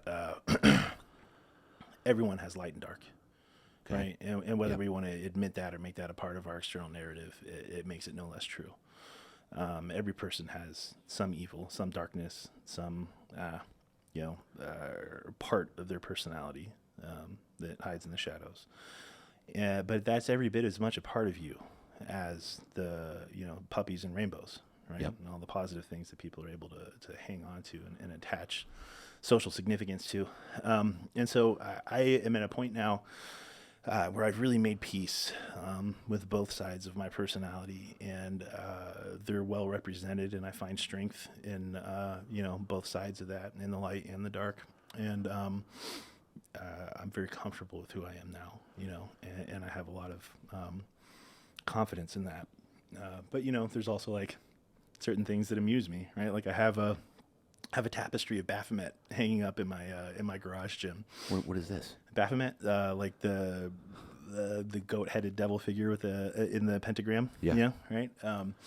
And for me, it's really it's amusing. Wait, where's that in the pentagram? It's like a goat head centered. Yeah. The Baphomet is like like Satan's son, but he has the head of a goat, right? Yeah. And so the pentagram is around his face, and it's just like a black tapestry, flag on the wall. And one of my wife's cousins asked if I was the devil worshiper, and I was like, well, you got to believe in him, you know what I mean, to worship him. No, it amuses me, and counterculture amuses me, and I identify sometimes with the evil and dark things because I understand them, but they don't need to define you, right? Yeah. But they can be. I think it's much more powerful to accept and integrate those portions of your personality than to attempt to hide them, mask them, or act differently. It's not in your nature. And just because you have darkness in you doesn't mean that it's bad. It doesn't mean that you're a bad person. You know what I mean? Bad people are bad people. Right. Good people have darkness too. And that doesn't mean evil. It just means, both sides of the spectrum. Yep. Okay, so you got out of the Narconon. Was it a Narconon? Mm-hmm. Okay. Got out of there. You smoked weed immediately. Take it from there. So, let's see. I ended up going back to school. Where? Went up to Vermont. Found this very small private school for intelligent kids with ADD and nonverbal learning disabilities. Very, very expensive, in the middle of nowhere. It's about $50,000 a semester. Who found this? My mom. Your mom. Yeah. And had a great time. College. This is college? College, yeah. Okay. And lower division studies, right? So like associates or whatever. But just like 2 of the best years of my life. Really? Yeah, had a great time up there. Very small class sizes, like maximum 10 or 15 kids per instructor. And there's like counseling and stuff was like a part of it. And, but just like very well organized for minds like mine. And I remember I had some moments leading into this, going to school, where I had really kind of finally come to grips with and acknowledged, like, hey, you're a massive pain in the ass most of the time, and you have a huge chip on your shoulder, and you just are so worried with everyone's opinion of you, and fronting and lying and faking and all this shit.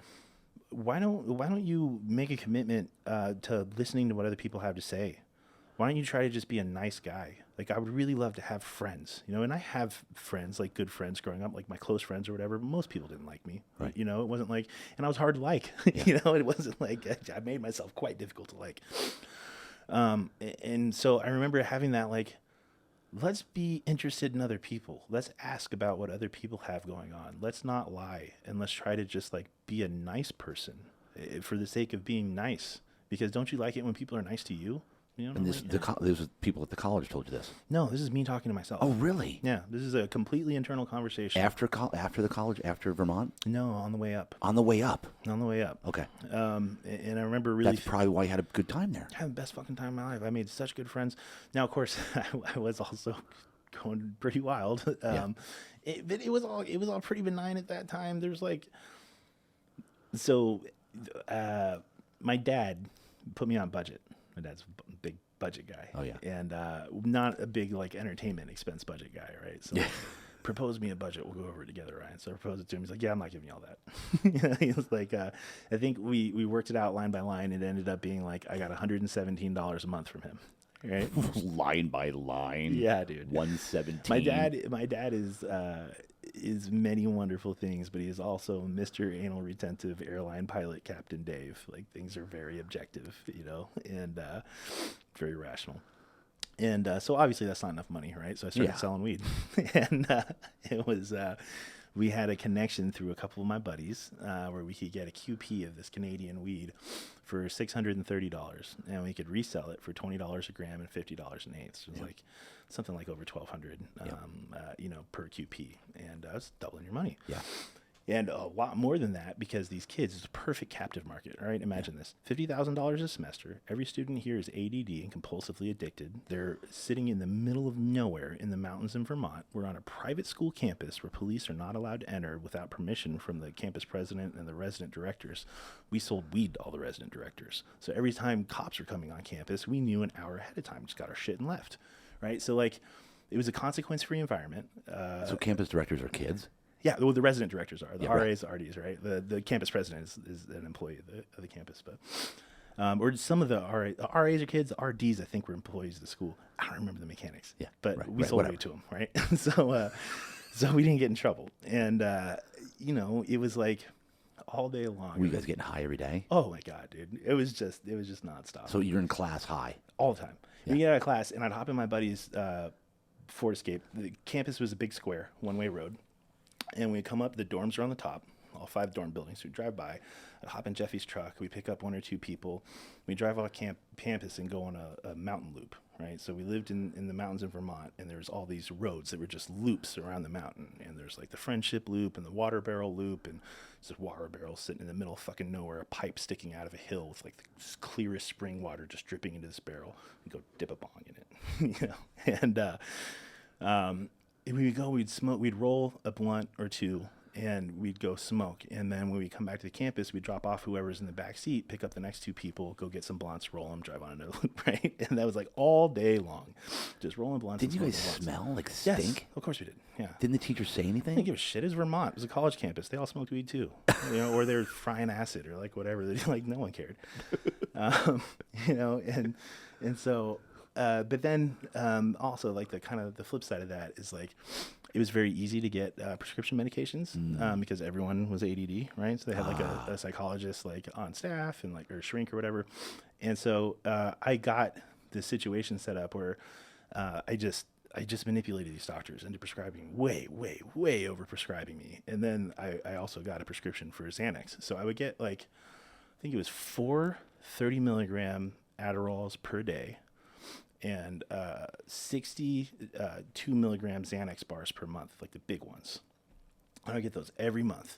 And so every month I'd refill my Xanax, and then me and all my boys would forget like 4 days at a time. You know, Xanax, take a bunch of it, you can't remember shit. You're kidding me. No, yeah. And what is Xanax prescribed for?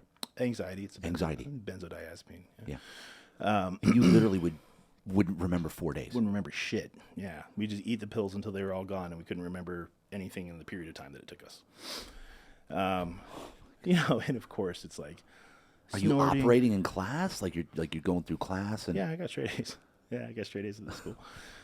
You know, and like, of course, yeah, it's just like all kinds of crazy shit. I would snort an Adderall, drink like 3 scoops of No Explode, and go down to the gym where I had like a work study program. I got paid 2 hours a night, 5 days a week to be in the weight room. So I get all out of my mind to go down there with one of my buddies, and we'd, you know, get crazy and lift weights.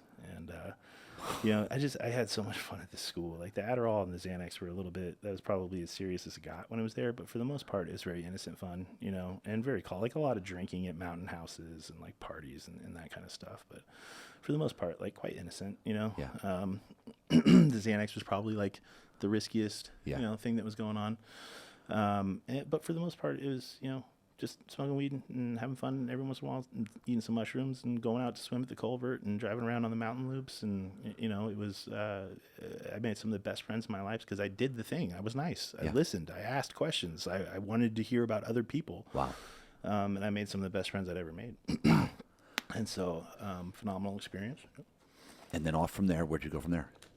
From there, so you came home. Where was home at this point? Florida. I always Okay. consider Florida home. Okay. Florida's my dad. Yep. You know, went to FAU, Florida Atlantic University in Fort Lauderdale. Yeah. And it just quickly got back into like, and then things started getting really serious, right? Like, I met this guy who would come through with an ounce of Coke on the front, you know, where I didn't have to pay for it. Like I would owe him for it on the front. Like I would call him, and within an hour, he'd bring me like just a big ball of blow, you know, and I'd resell it. And at this time, this was when the opiate crisis was getting really out of hand, and there's all these pain clinics in South Florida. It was before all the doctors got arrested and shit, but like Blues, Roxy's were really, really popular. Roxycodone, 30 milligram little blue pills, and I started smoking those. What's the Roxy? Yeah, it's a very strong opiate, similar to A painkiller? Yeah. Mm-hmm.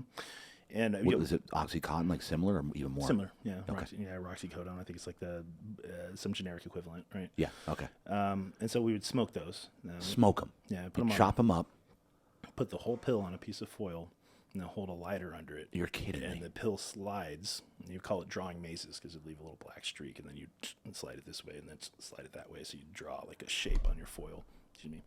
But as the pill is sliding, it smokes. You know, so you chase it with a straw. Right, and you smoke the pills. I started snorting. I was doing a bunch of coke, and man, how did everything even? Where did I go from Florida? And everybody was doing this. Yeah, well, everybody that I was associated with. Right? Yeah. What did I even do? Did you get through school? Did you drop out? No, I dropped out. I didn't finish. I barely went. You know, I like 5 semesters, and I completed like 9 credits or something stupid. Yeah. Like, yeah, You just never it was went. Complete waste of time, right? Yeah, and then I moved to here, actually, I think, from there. So I came out. My mom was living in Del Mar, and I knew that you know, tech was still probably going to be my future. Yep. Like my entire professional career is either like tech or sales, right? Yep. Business development or IT engineering or security, and got a job with a MSP in Carlsbad, and just ended up just being this very immoral company. If I had known better, then I would have sued the shit out of them. They wrote me this contract, never honored it, offered me a regional directorship, and just very fraudulent, immoral people. They didn't actually have an interest in doing IT. The IT company was owned by a merchant bank, and what they were trying to do was get us to go get IT clients so that we could try to capture their credit card processing. Right? And, just assholes. I ended up losing everything, listening to their promises. I had a storage unit in Florida that was repossessed. I lost all my stuff because they didn't pay me, and all that kind of thing. And let's see. So after that, so I was engaged. I was out here, and there's this girl in Vermont that I had dated, and it had been pretty serious. And we had kept in contact for years, very, very close friends. And at the time, my grandfather was on the way out. He had Alzheimer's, and she ended up moving up to Oregon to be his caregiver, and helped him through the end. And after she was done up there, we were officially dating. We had been talking and stuff, but we had definitely gotten back together. And she moved to California with me, and we had a pretty good life for a little bit. Couple Labradors, condo in Solana Beach. I was doing not full commission sales. I was doing sales. This was different home, company now. Yeah. Home contracting. I was selling roofs, dual pane window retrofits, text coat, roof tear off and overlays, and kitchen and bathroom remodels. Yep. I made a shitload of money for this company. It was insane. But I was unhappy, and I started doing drugs. And So you weren't doing drugs with her right off the bat? No, I never did them with her. She didn't get high with me. Yeah. But she had been in an accident, and I helped her negotiate this insurance settlement, and we got $80,000. Yeah. And just wasted it all, right? And poor girl, not her fault, my fault. Yeah. 100% my fault. On drugs? Yeah. And I wasn't as bad at this point. It was kind of I was mostly good with her, but some drugs and I was doing. And then I got more and more into it. I had this kid on my team. He liked to do a bunch of blow. He would show up at my house at Tuesday at 10 a.m. with a Ziploc full of blow and be like, let's do lines till we can't see straight. Man, it's 10 a.m. on a Tuesday. We got to go pitch a customer in an hour. Yeah. Yep. And you do it. Yeah, of course I would. And, obviously she got fed up. Things weren't good, and she left me. And I didn't think that she would. Yeah. We were engaged, and really good for her to get away from me at that point. But that was God, man, I don't know that I've ever hurt that bad. I remember sitting in this condo in Solana Beach with her not there, and just all of this shit, and nowhere to go, and no idea what to do with it, and no one there with me, and just it being very, very bad and lonely. And I ended up taking an apartment, and this is where things really start spinning out of control. I had an apartment in North County for a while with a Marine, and I was abusing my Adderall really heavily. And Adderall, meaning you were on Adderall. Yeah. And now, had you been on Adderall almost your whole life? Almost my whole life, except for the time in high school. Right? Prescribed by a doctor? Yes. Because you needed it, quote unquote. Right. But I hadn't really abused it the way, I did a little bit in Vermont, but not like I was now, So you regularly took it on normal prescription stuff, but as far as abusing it goes, that means... just eating a shitload of it, Yeah. way, way, way more than my prescription. Right? Okay, got it. And I didn't have medical insurance at the time, and this was pre-Obama, wasn't Medicaid or anything. So I couldn't afford to keep getting my prescriptions filled. I couldn't, it was out of pocket for a psychiatrist visit, and you had to see a shrink every time you get it refilled. They couldn't just write the script, and the script itself was expensive. So $400, $500 a month for me to be able to keep a medication. And when Denise left me, I was heartbroken, and the amphetamines, it's very comorbid with sexual dysfunction, right? For me and for a lot of people. And I sought comfort in sex workers, right? Professionals. Yeah. And I met this girl, and she was beautiful, and she was fucked up. And she was in this hotel room in North County, and I went to see her, and she had this plate, just a pile of coke on it. And at this point, I had run out of Adderall at one point, and a girl had been like, "Oh, let's come over. I have a line of meth for you. You'll be fine," right? And I was very meth, So you'd never done meth before at this point? No. And so I did a line, this meth, and I was like, it's a lot like Adderall. You know what I mean? Yeah. And all of a sudden, the taboo was kind of shattered for me, and it wasn't that big of a deal. And so I start smoking meth, and I meet up with this girl, and she has a plate of cocaine, and I have a meth pipe and a bunch of meth, and we smoke until you can't see through the room, Yeah. you know. And she was young and impressionable, and I knew that I could get my hooks in her, you know. And you just don't want to be alone, especially Right. not when you're that fucked up. You Yeah, know, yeah. it's very helpful to have consensus. Exactly. And you know, she called me. It was like some crisis, and I strapped on my cape and told her to pack up her room, and she could come stay with me, and you know, she could be in my room in my condo. And you know, it was, oh no, I don't remember how I met her. So I was driving a taxi for a North Beach taxi company. She gets in the car one day. I'm going to give her a ride, and I'm driving. She's in the back seat, and she's talking to a John, Yeah. right? And Yeah. she's being like quite explicit. And she gets off the phone, and I was like, "Hey, listen, this is none of my business, but what the fuck is wrong with you?" She's like, "What?" And I was like, "How could you possibly have a conversation like that, blatant and non-discreet, like in front of me or on the phone with anyone? Like, are you out of your mind?" And right, like I ended up getting her phone number, and then I went and met her, and we had that whole Yeah. experience. And so she comes to be with me, and you know, it's not like you ever try to get involved, you know, in sex work, but sometimes, you know, so this is what she's already doing, Yeah. right? Yep. And I see an opportunity to make things safer and more productive for her. You stop taking these risks, you're going to go to jail.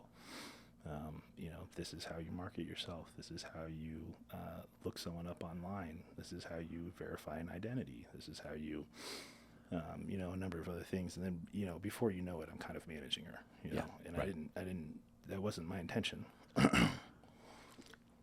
But she was safer with me, Yeah. you know, Yep. and it paid for our drugs, and it paid for our hotel rooms. And she made friends, and they didn't want to work for these guys that were hurting them and that were abusing them and that were putting them in unsafe situations. And I never forced anyone to do anything. That wasn't my get down. But you know, I did get to a place where I would have a conversation with someone about, like, I can help you make more money while taking less risks and be safer. You know, Yeah. and I ended up working with a number of girls, and we headed out to Vegas. It was no, Vegas was when I got away from her. Okay, so I did this for a while. So you had a and- whole crew here in San Diego. Yeah, for a little bit. I don't want to say like a whole crew. There's a few that I worked with, and we wanted to get away. We wanted to get out of the life, and so I went back to Arizona with this original girl, which is where she was from. Yeah. And she had a house that was left partially to her by her grandmother. Now, at this point, during this whole thing, are you doing a lot of drugs? Oh yeah, I mean, oh yes, yeah. I mean, like, I'm sitting in a, you know, hotel parking lot with a gun in my lap and the meth pipe, like waiting for like whatever person that she's seeing right now to be done and leave, and you know, just like wondering how the fuck I got here.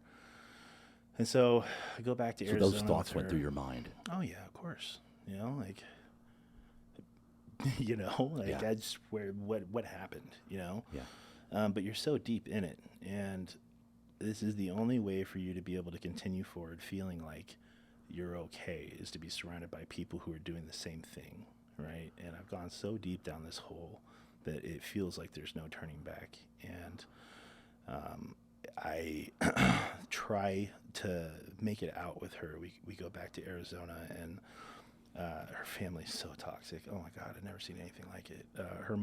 Her brother's in prison. He killed his best friend playing Russian roulette, right? Shot him in the head.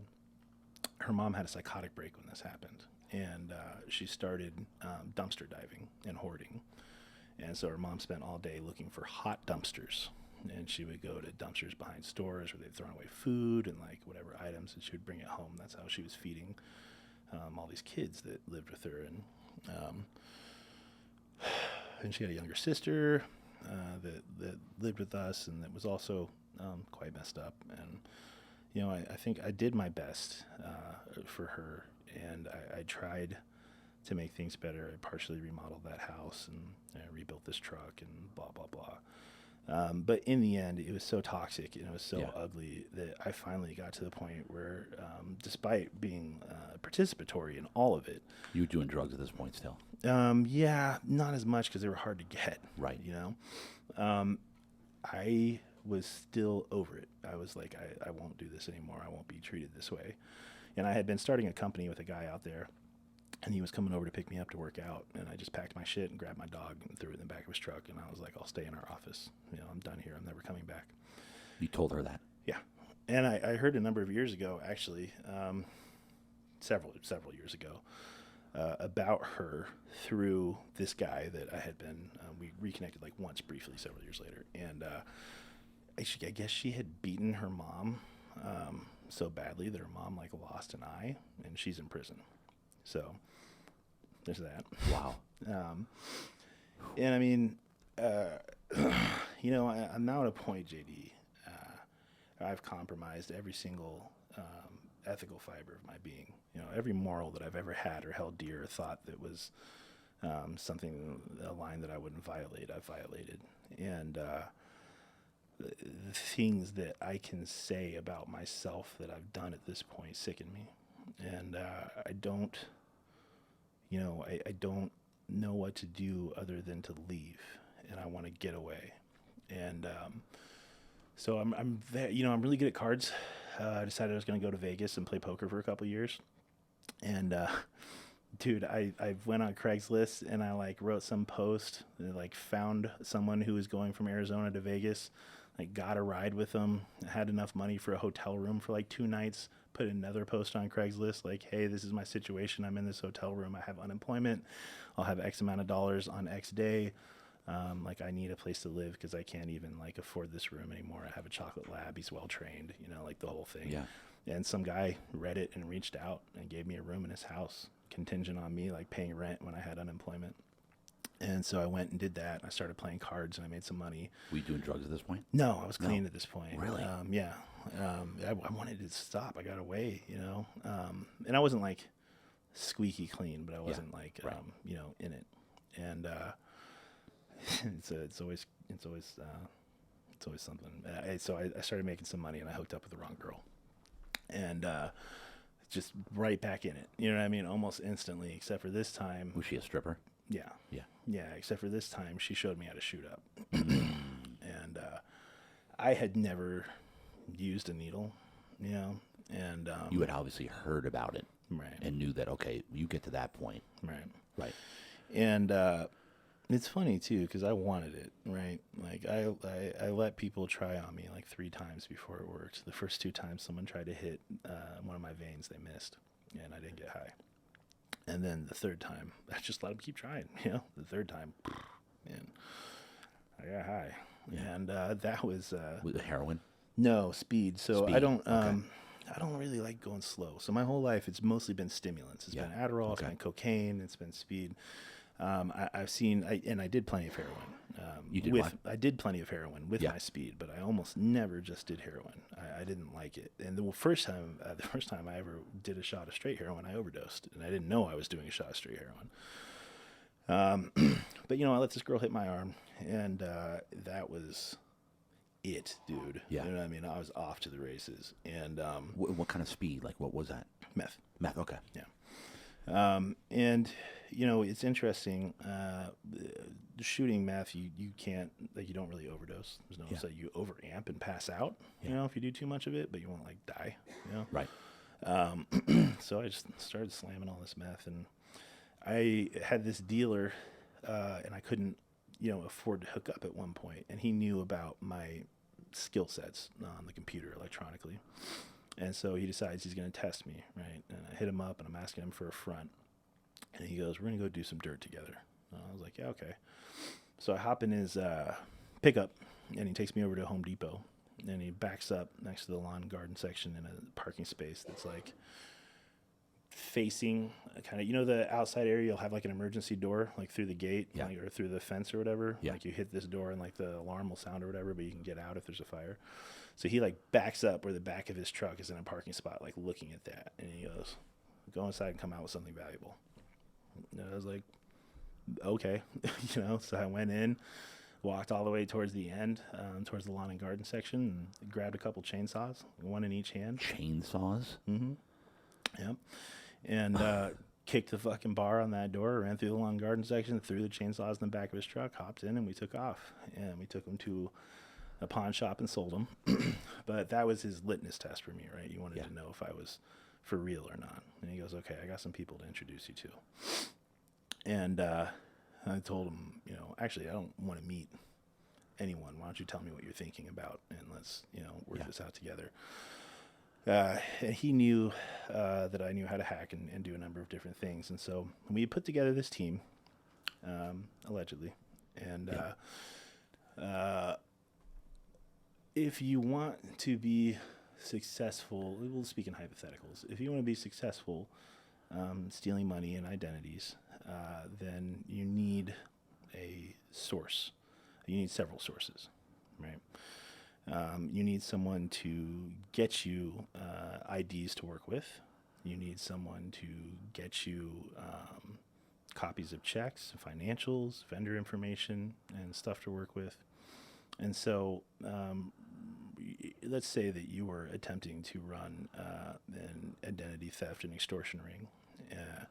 You might want to have a person who could introduce you or could facilitate relationships with people that could bring you this information. And that person might introduce you to employees of a check cashing store or a payday loan store who might put an Excel file with the first and last name, address, phone number, social security number, driver's license number of every person that comes in to cash a check or take out a payday loan.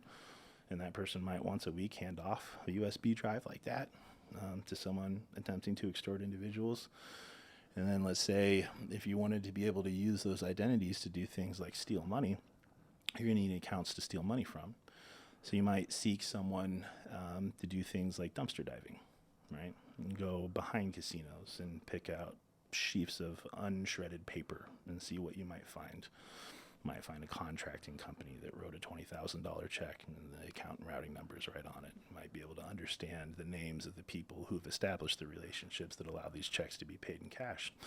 And the other interesting thing about vendor relationships with casinos in Vegas is that very often they'll honor checks at the cage from vendors that they have business relationships with. So like if a worker wants to come cash a paycheck, they can do that.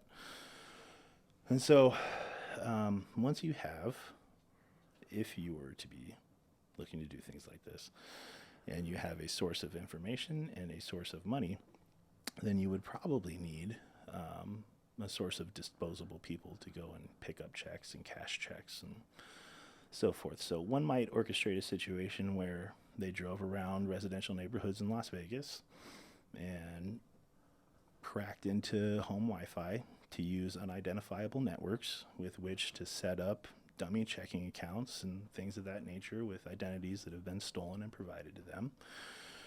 And then that person might want to be able to create some fake IDs for hookers, junkies, alcoholics, people on the street for whom the idea of like, hey, I'm going to give you a check and you're going to go cash it and you can keep $1,000 and you're going to give the rest to this guy. People are willing to do that. Yep. People who are addicted don't see very far into the future. They don't see very far past $1,000. So hypothetically, if one wanted to set up an operation where one stole a bunch of money with almost no consequences, they could do so by hierarchically building these types of relationships and insulate themselves quite well from harm. Yeah. And, it would probably work pretty well. Yep. So that's not unsimilar to some of the things that I experienced. And when I was in Vegas and I got tired once again of the life, right? And man, there's so much more to unpack there, but it's you get tired, and I wanted to leave. And I did a geographical, and a guy that wanted to leave also was from San Diego. Said, okay, well, I'll pay you gas money if you drive us out of here. and left Vegas with this guy. And when I came back to San Diego, I was clean for about 30 days. And I had a line on a job with a guy that first tech company I worked for when I moved out here, lasting relationship, friendship with a guy that I worked with there. Put me up in his condo, got me a job at a tech company that he was working at. And it was like, oh man, less than a month after I started, I'm walking through the hallway and I hear some guys talking about a problem at a client's company. And they're like, oh, well, these executives' computers are randomly dropping internet and blah, blah, blah. Long story short, it sounded super suspicious to me. I said, sounds like someone's proxying data traffic. Why don't you run a port scan and see if there's a squid proxy running there? And, if there is, you probably got someone who's like forcing a false DNS lease to those executive machines so that they can steal or intercept data. And they went and did the scan. They're like, yeah, that's what's happening. So my boss was like, I need you to fly to Vegas. That's where this company was. I need you to fly to Vegas tomorrow and figure out what's going on. So I get sent back to Vegas because I like kind of out of the cold like called this situation. Yeah. And I was right. And dude, I had my dealer pick me up from the airport. You know what I mean? Yeah. I'd been clean for a month, and it wasn't even like I didn't even get a taxi. Like I had the dude there waiting for me with dope. I was shooting dope before I got off the airport premises. And I went and I did the work. I did a forensic investigation. I found the hard drives. Some web developers that had been working for this company got fired, and they didn't like it, and so they were trying to steal data from the company that they were going to use to extort later, and I was able to prove that. And then the company was like very happy for like a moment. But then they couldn't get me back on the plane, and they couldn't get me home. And I stayed there for like... Were you like, hey, I'm busy, or...?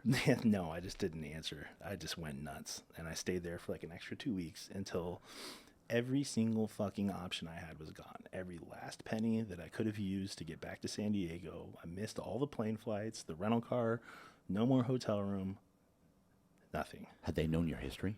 No. Right.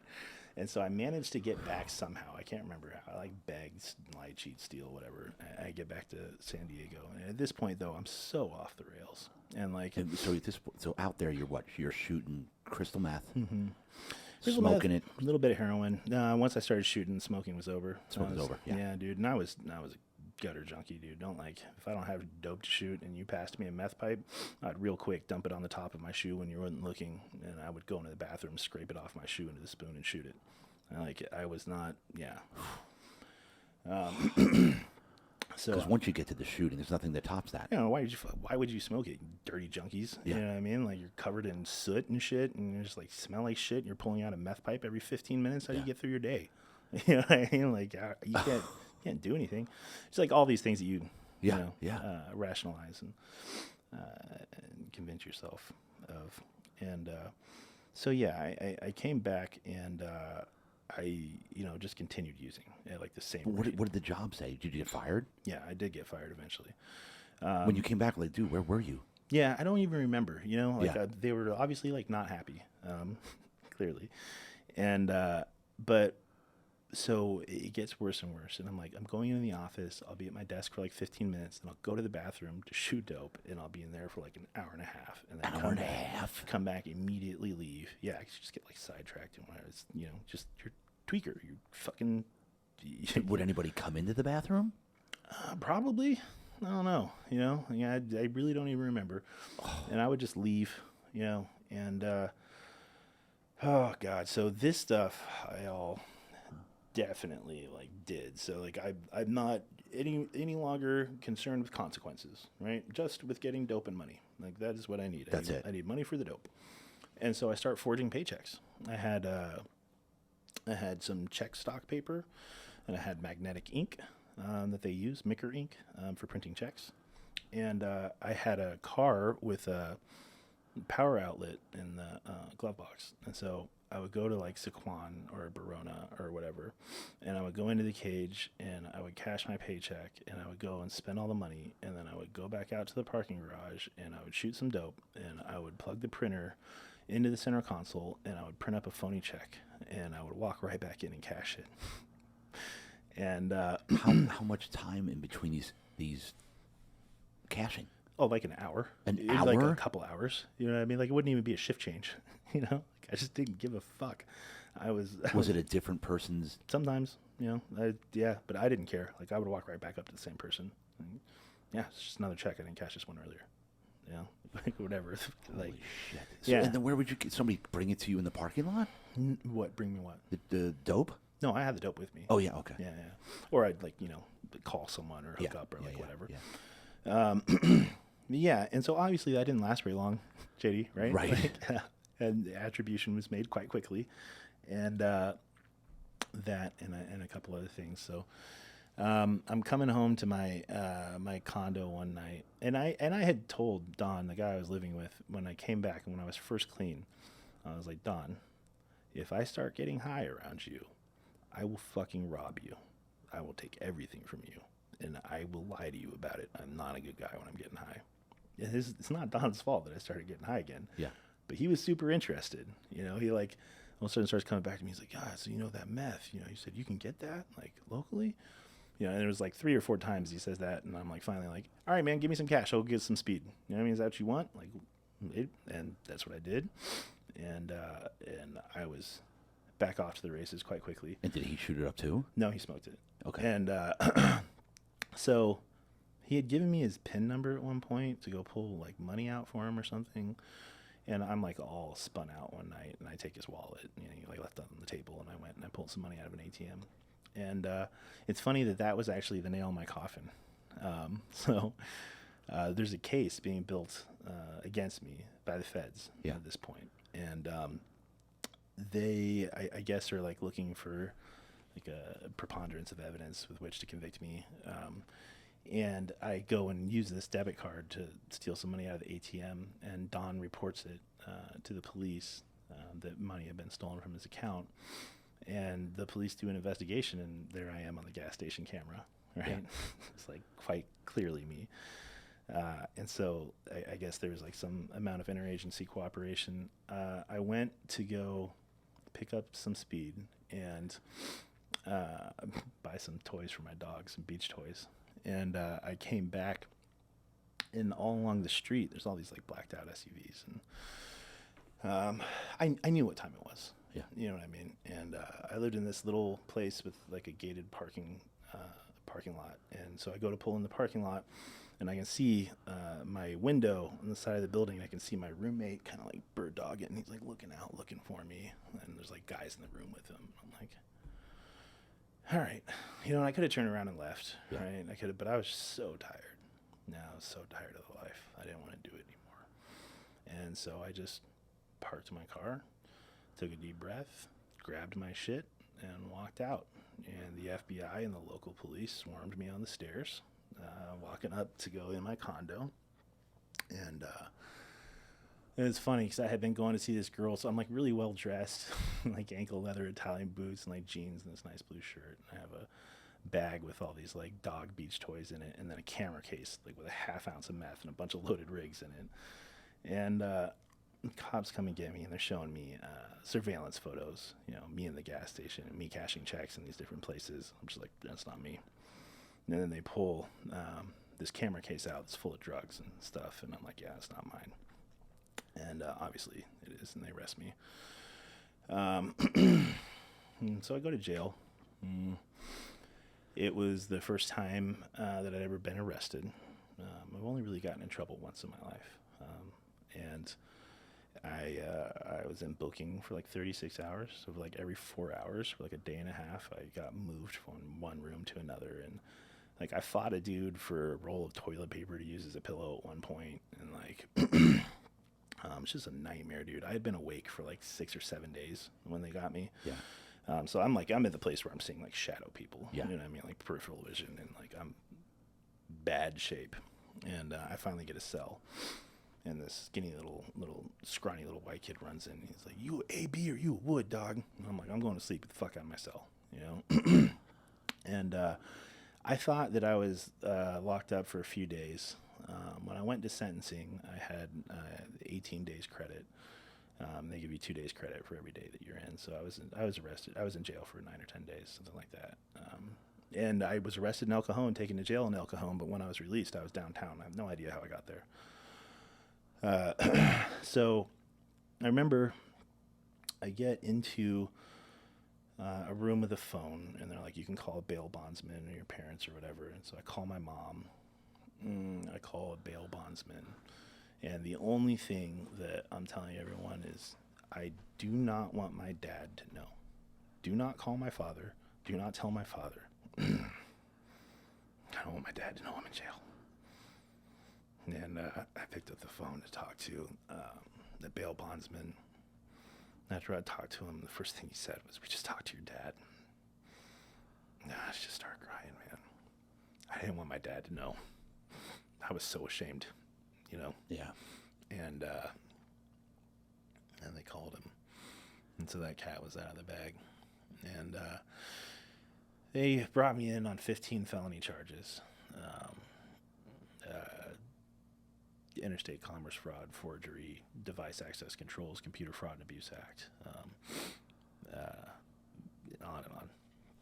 And there's a massive bail, like $500,000 bail or something.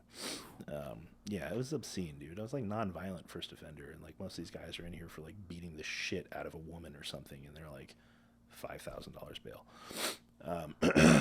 Wow.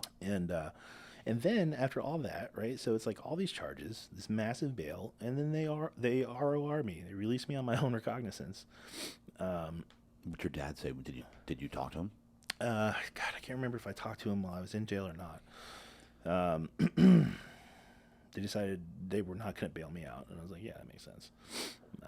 Spend the money. I'll just, I'll be in here for a little bit, and then I'll be fine. And they released me on my own recognizance. And So what does that mean? so that's you go in front of a judge, you have like a video arraignment, and they determine that you're not like a risk, like a flight risk or a risk to the public or anything like that. There's no reason to keep you in jail. You're not sentenced yet. So they release you on your own recognizance and give you a court date to come back to. So I was let go. And I still had this rental car for a couple days. And so I it's funny, dude, too, when they're letting me out of jail, I go down to the room and I forgot what I had come in, and I had been awake for so long and asleep for so long and everything, but I forgot that I was all dressed up. So like they go to let like a bunch of us go, and I'm down there putting on these like Italian leather boots. Jeans. This fucking dress shirt to be let out like downtown, not knowing where the fuck I am.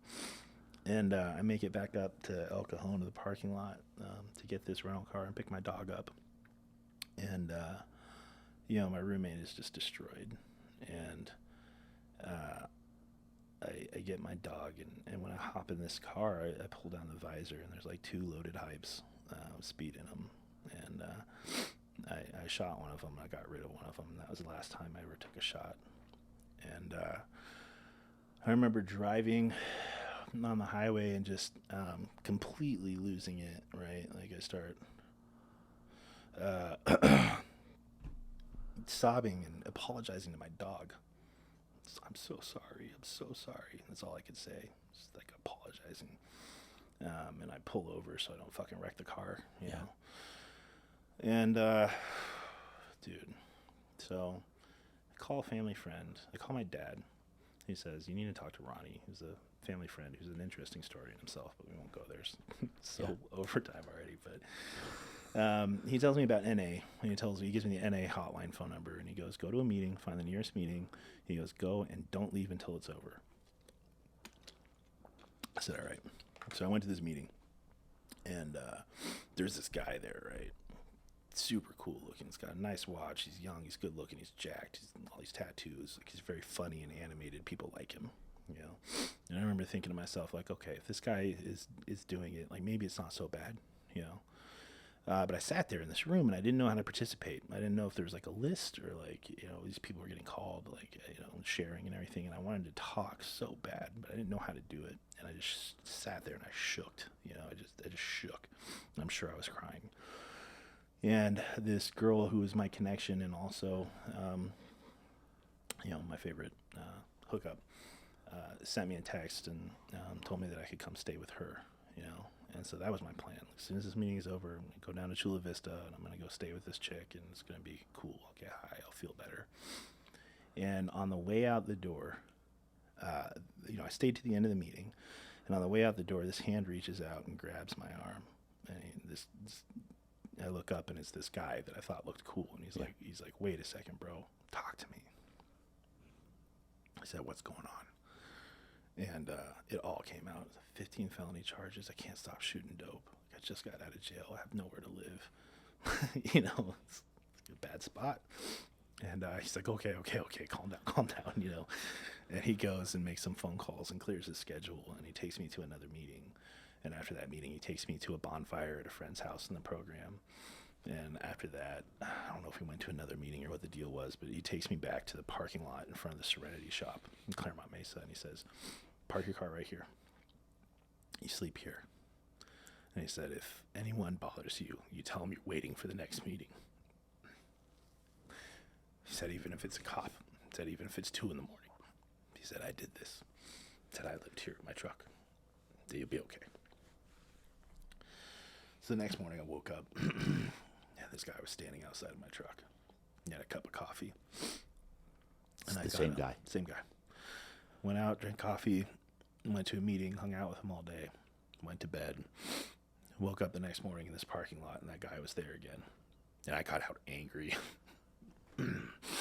Because I had just spent so many years in a life where no one gives. No one associates with you that doesn't need from you. No one is there for charity or for any reason other than wanting something or needing something. And I didn't trust him, And I got out and I was like, what the fuck are you doing here? And he said, no, I didn't have anything better to be doing. I was like, no, I need you to explain yourself. Because I don't understand why the fuck you're here right now. I have nothing to give you. I need everything right now.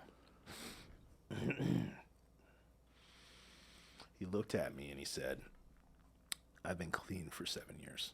And he said, on a day-to-day basis, I don't worry about getting high. He said, but I lost the desperation that you have. He said, and that's what keeps me clean long term. And you remember earlier when I was telling you about not knowing what the list of things is? Yeah. Yeah, he's probably going to die soon because he relapsed not long ago and he's been on a fucking tear ever since. Oh, man. And he's one I'm not ready to bury. He saved my life. He showed up every day. Took me to a meeting. He bought me a burrito every day. I was sleeping in a fucking pile of dirt behind the Claremont Mesa on 805, behind the Motel 6 off Claremont Mesa on 805. I would wake up every morning and... So you weren't even in a car. You were in... No, I was homeless. I wasn't... you were literally on the street.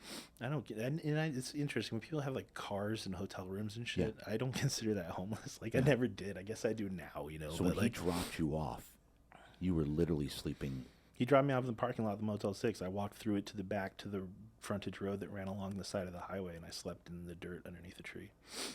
And did you have a blanket or anything? Yeah, I had a sleeping bag. And Jody, my sponsor, he kept all my shit in the back of his truck, so I didn't have to carry it around. So he'd meet me once a day, and I'd change clothes, and he'd buy me a burrito. And take This is the guy, Jody. Yeah. And so I wake up in the morning, I would call a couple of treatment facilities that I was waiting for a bed at, and they wouldn't have one. And if I had $1, I'd walk down to the McDonald's to get a coffee. And then I would Was he still meeting you every day? Yeah. This is in the morning, though. He had a job. He couldn't meet me first thing in the morning. Yeah. So I walked down there to the McDonald's, and then I'd walk a couple miles back over to the Serenity shop, and I'd sit on the sidewalk in front of the Serenity shop, and I'd go to every fucking meeting until the sun went down. It's the only way I knew how to stay clean. Where were these meetings? At the Serenity shop in Claremont Mesa, Claremont Mesa Okay. Boulevard. There's a store with like programs like big books and tokens and shit like that. And they have This a is right down here. Yeah. Mm-hmm. Is it still here? Oh, I'm sure it is. Yeah.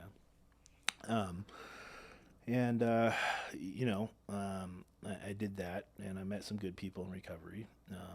And What would the meetings entail when you go in there? Just regular Narcotics Anonymous meetings or Alcoholics You just Anonymous. talk it out? Yeah, you share. Sometimes it's a step study or sometimes it's just an open sharing meeting. They have different kinds of meetings, but, sometimes it's a men's meeting or a book study or whatever, but I would just go to all of them, And one day, someone told me about the Salvation Army. We were downtown. They take people on a first come, first served basis. And I thought to myself, all right, well, I'm homeless in Claremont. I can be homeless downtown. So I went downtown. And it's like the last night I spent on the street, I kept on showing up to the Salvation Army every morning, but had my dog with me. And the program director kept on turning me away. We can't have a dog. I'm like, yeah, I know, man. As soon as you have a bed for me, my sponsor said he will come pick the dog up. I just need to know, is there a bed? Turned me away for a few days. And I'm sleeping across the street from the public library downtown. I get woken up by the homeless outreach team. They're like, you know where the fuck you are? And I told them what was going on. They took me over to the Salvation Army, and the program director started giving me a hard time about the dog again. And the guys on the homeless outreach team, is part of the police, San Diego police. They told him, like, hey, we'll drive his dog to his sponsor. Do you have a bed for him? And they let me in. And that day it started raining. And it was raining when they took my picture for my badge, and just fucking my smile was just ear to ear, dude. Because I wasn't out there on the street in the rain. I didn't have to experience that. And so the Salvation Army is pretty intense. You get a lot of churching. What's that? A lot of church. Okay, got it. The chapel. Chapel 5 days a week, church services on Wednesday and Sunday. And you work for them. They give you a job. I rode around on a truck and picked up donations, deliveries, and brought them back to the warehouse every day. And 6-month residential treatment program. So one of the things that Jody did for me when he met me, and I told him about all my charges, is, God, he did so many things for me, but he got me a spiral-bound notebook, and he said, okay, this is your meeting log. He said, every time you go to a meeting between now and sentencing, he said, you're going to have the program secretary sign and date it that you were there, and, label the meeting. He goes, when you go to court to get sentenced, you're going to stand in front of the judge, and you're going to tell him that all of your crimes were drug-inspired, and that you have voluntarily began a program of treatment to rectify that for yourself, and then you're going to show him your meeting log, and he's going to be able to see that you've been to 100 meetings in the last 30 days, that kind of thing. Got me a throwaway cell phone so I could talk to my dad and call the programs. Interacted with my family for me.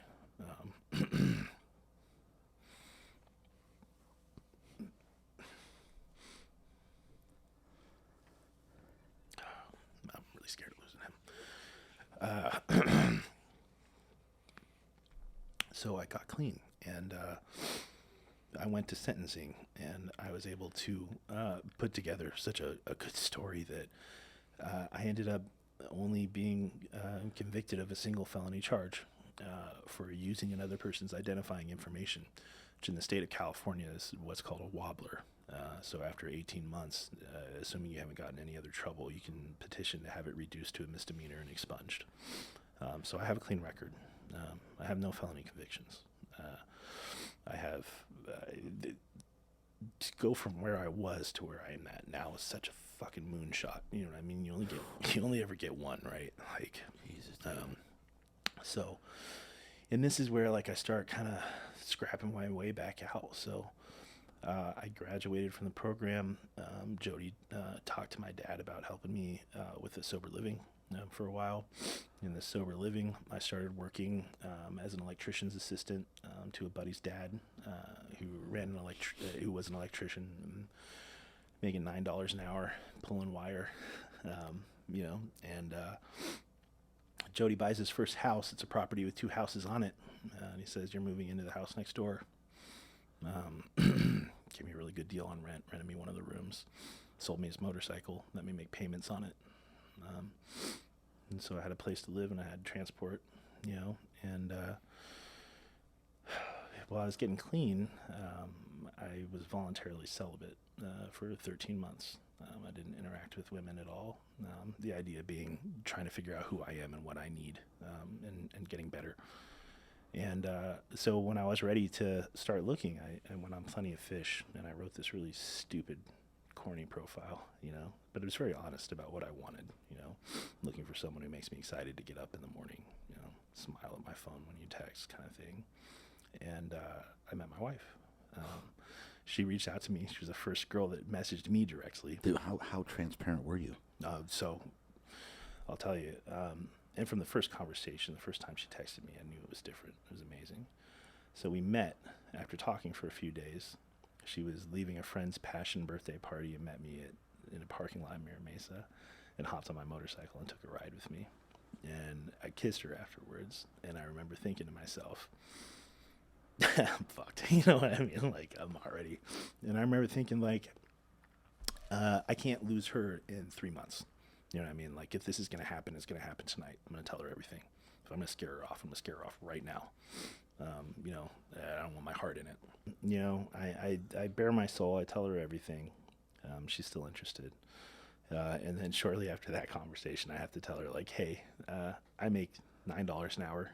I have X amount of bills. I'm really into you, but if you want to see me, it's going to be a lot of like spaghetti at my house and dinners on TV because I can't afford to pay for dates. You know, and that's a hard thing to say to a girl, right? Yeah. Man, she paid for the dates for like the first year. And it was when I met her. It was when I met her kid. It was when I met Zoe. That I knew I was going to marry her, you know, because you can hide who you are in front of like a person, but you can't hide in front of your kid, not unless you're just a piece of shit. And she was such a great mom. She had such a beautiful daughter inside and out. That was it for me. Really, when you met the daughter? Mm-hmm. Yeah. And I'm in the process of adopting Zoe now. Zoe is my daughter. She's not my stepdaughter. It's a different conversation, but from that point, what my life has blossomed into now is hard to accept, you know, and nothing makes me prouder than the life I'm able to provide for my wife and my kids now. I have successfully transitioned back into professional tech culture.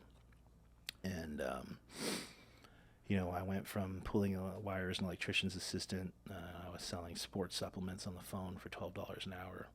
And I got a buddy who started a student loan consolidation company. I worked for him for a year. And then I got a job at a wireless ISP, the Pyramid Building on Miramar, top floor there. And he gave me a job that was more related to marketing than tech, but relied heavily on my tech experience and knowledge. And terrible boss, terrible company, got fired, but it was what I needed on my resume to continue the progression.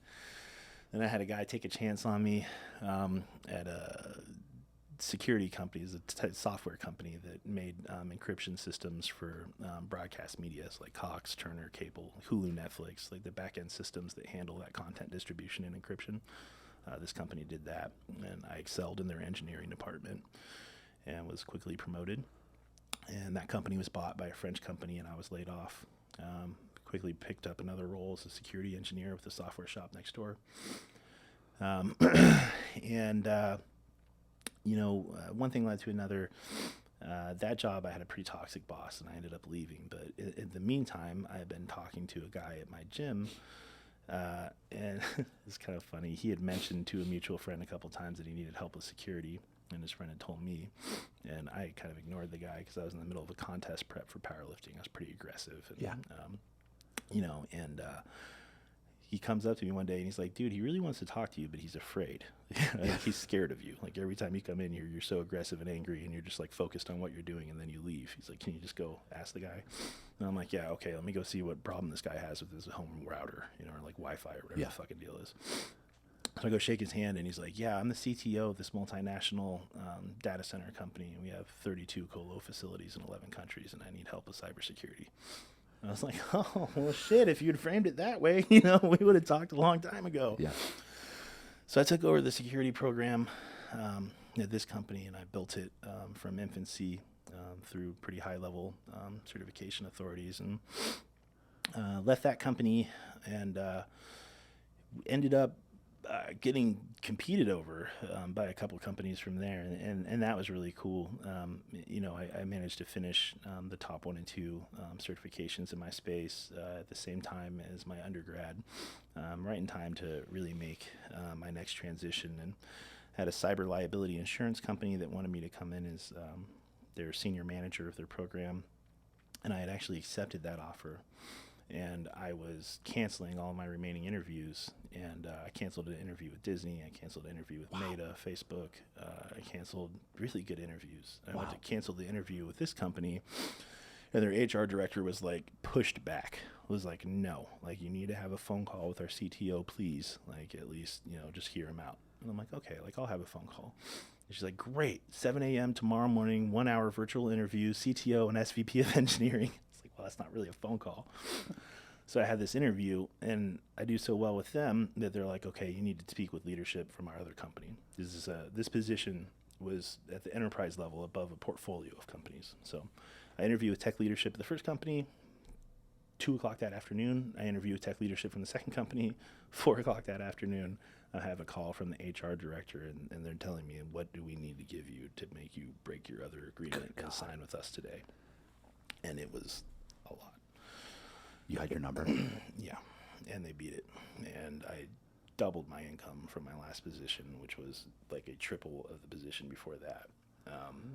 And so now I am the director of information security at the enterprise level above a portfolio of some of the most popular websites on the internet that you've certainly heard of and possibly used several times. Actively in the process of transitioning to the executive leadership level with that team there, but I run 4 divisions across 3 companies, cybersecurity at 3 and IT also at one of them. They restructured IT to report into me. And so like now my life today is filled with all these opportunities to really like give back. And I've been able to, one of the relationships that I foster a lot now is like guys will come to me asking about tech. How do I get involved? And now that I'm in a position of actual authority, like there's a guy that I've been mentoring for the last couple of years, just got married, living with the in-laws, young guy, making his way. And I was able to give him, a 50% raise and full benefits and hire him onto my IT team, turn him into an engineer, give him enough money for him and his wife to move out on their own and have full benefits. Another kid that was very passionate and came asking to me about cybersecurity also at the gym one day. I built an internship program at my last company as a talent funnel specifically to hire him. I trained him for 2 years. He just got hired by Viasat as a security software engineer, top secret clearance. The kid's 22 years old. He's making $120,000. Wow. So I'm in a place now where I'm able not just through like mentorship and words, but through actual actions to change lives. And that was like one thing I think I learned in recovery. And then it was sponsorship and a thing called H&I, hospitals and institutions. It's where you take a meeting into people and facilities that can't get out to meetings themselves. That component of giving back, right? Yeah. Whatever form it takes, it has to be there. I looked at Jody one day and I said, how do I ever repay you for everything you did for me? How do I give this back? And he said, Ryan, you can't. Yeah. You can't repay me. He said, you have to do it for someone else. He said, when the opportunity comes up and there's a kid sitting across from you that's not going to make it without you, so you do it for him. He said, that's how you pass it on. And so I've tried to carry that forward through my life.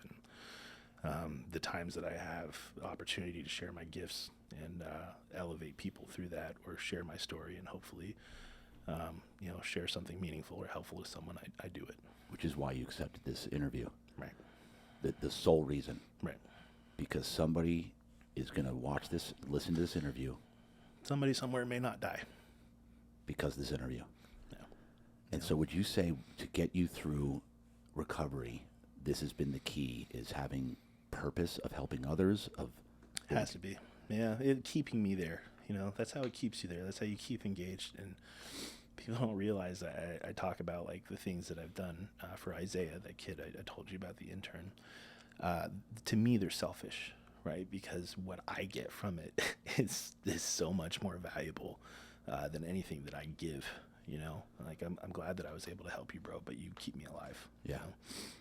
And so for me, giving back is quite selfish. And you have 2 daughters now, Zoe and Lily, a 5 and 11-year-old. Yeah. And the 5-year-old is both of yours? Yes. Mm-hmm. How beautiful is she? Oh my God.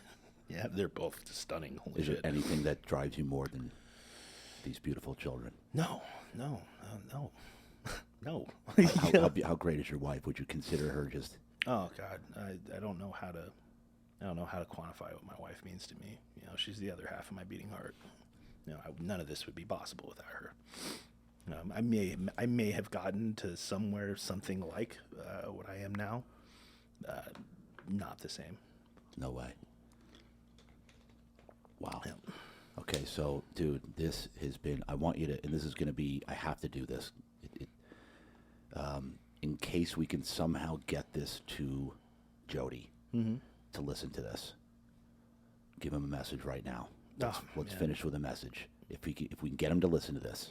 I just love you, dude, and I'm just sitting here waiting for you to be ready. To be honest, man. And as soon as you are, brother, I'm here. I'm not going anywhere. You know, that's because he's the guy. Yeah. Mm-hmm. He's the one who basically took you over the top. Yep. Whew, man, dude, I cannot thank you enough for coming and sharing this testimony. It was freaking powerful, bro. Powerful. For sure. Thank you for having me. You know, this is gonna make an impact. Man, I don't even want to tune off right now. But my videographer's like, dude, this is it. This will be my longest one ever, and I want to go more. Yeah. But bro, I got mad respect. I had no idea how deep this story went. I'm excited about this to impact lives, and I'm going to send you every single time we get it. When you get DMs on this, I want you to send them to me. Okay. And I'm going to send you every feedback that I get. Yeah. And then let's get Jody to listen to this because he needs to hear this. Sure. So he knows how much you care about him and that you owe him, just pretty much everything. Yeah. Cool. All right, man. Yeah. Dude, appreciate it, bro. Real deal talk.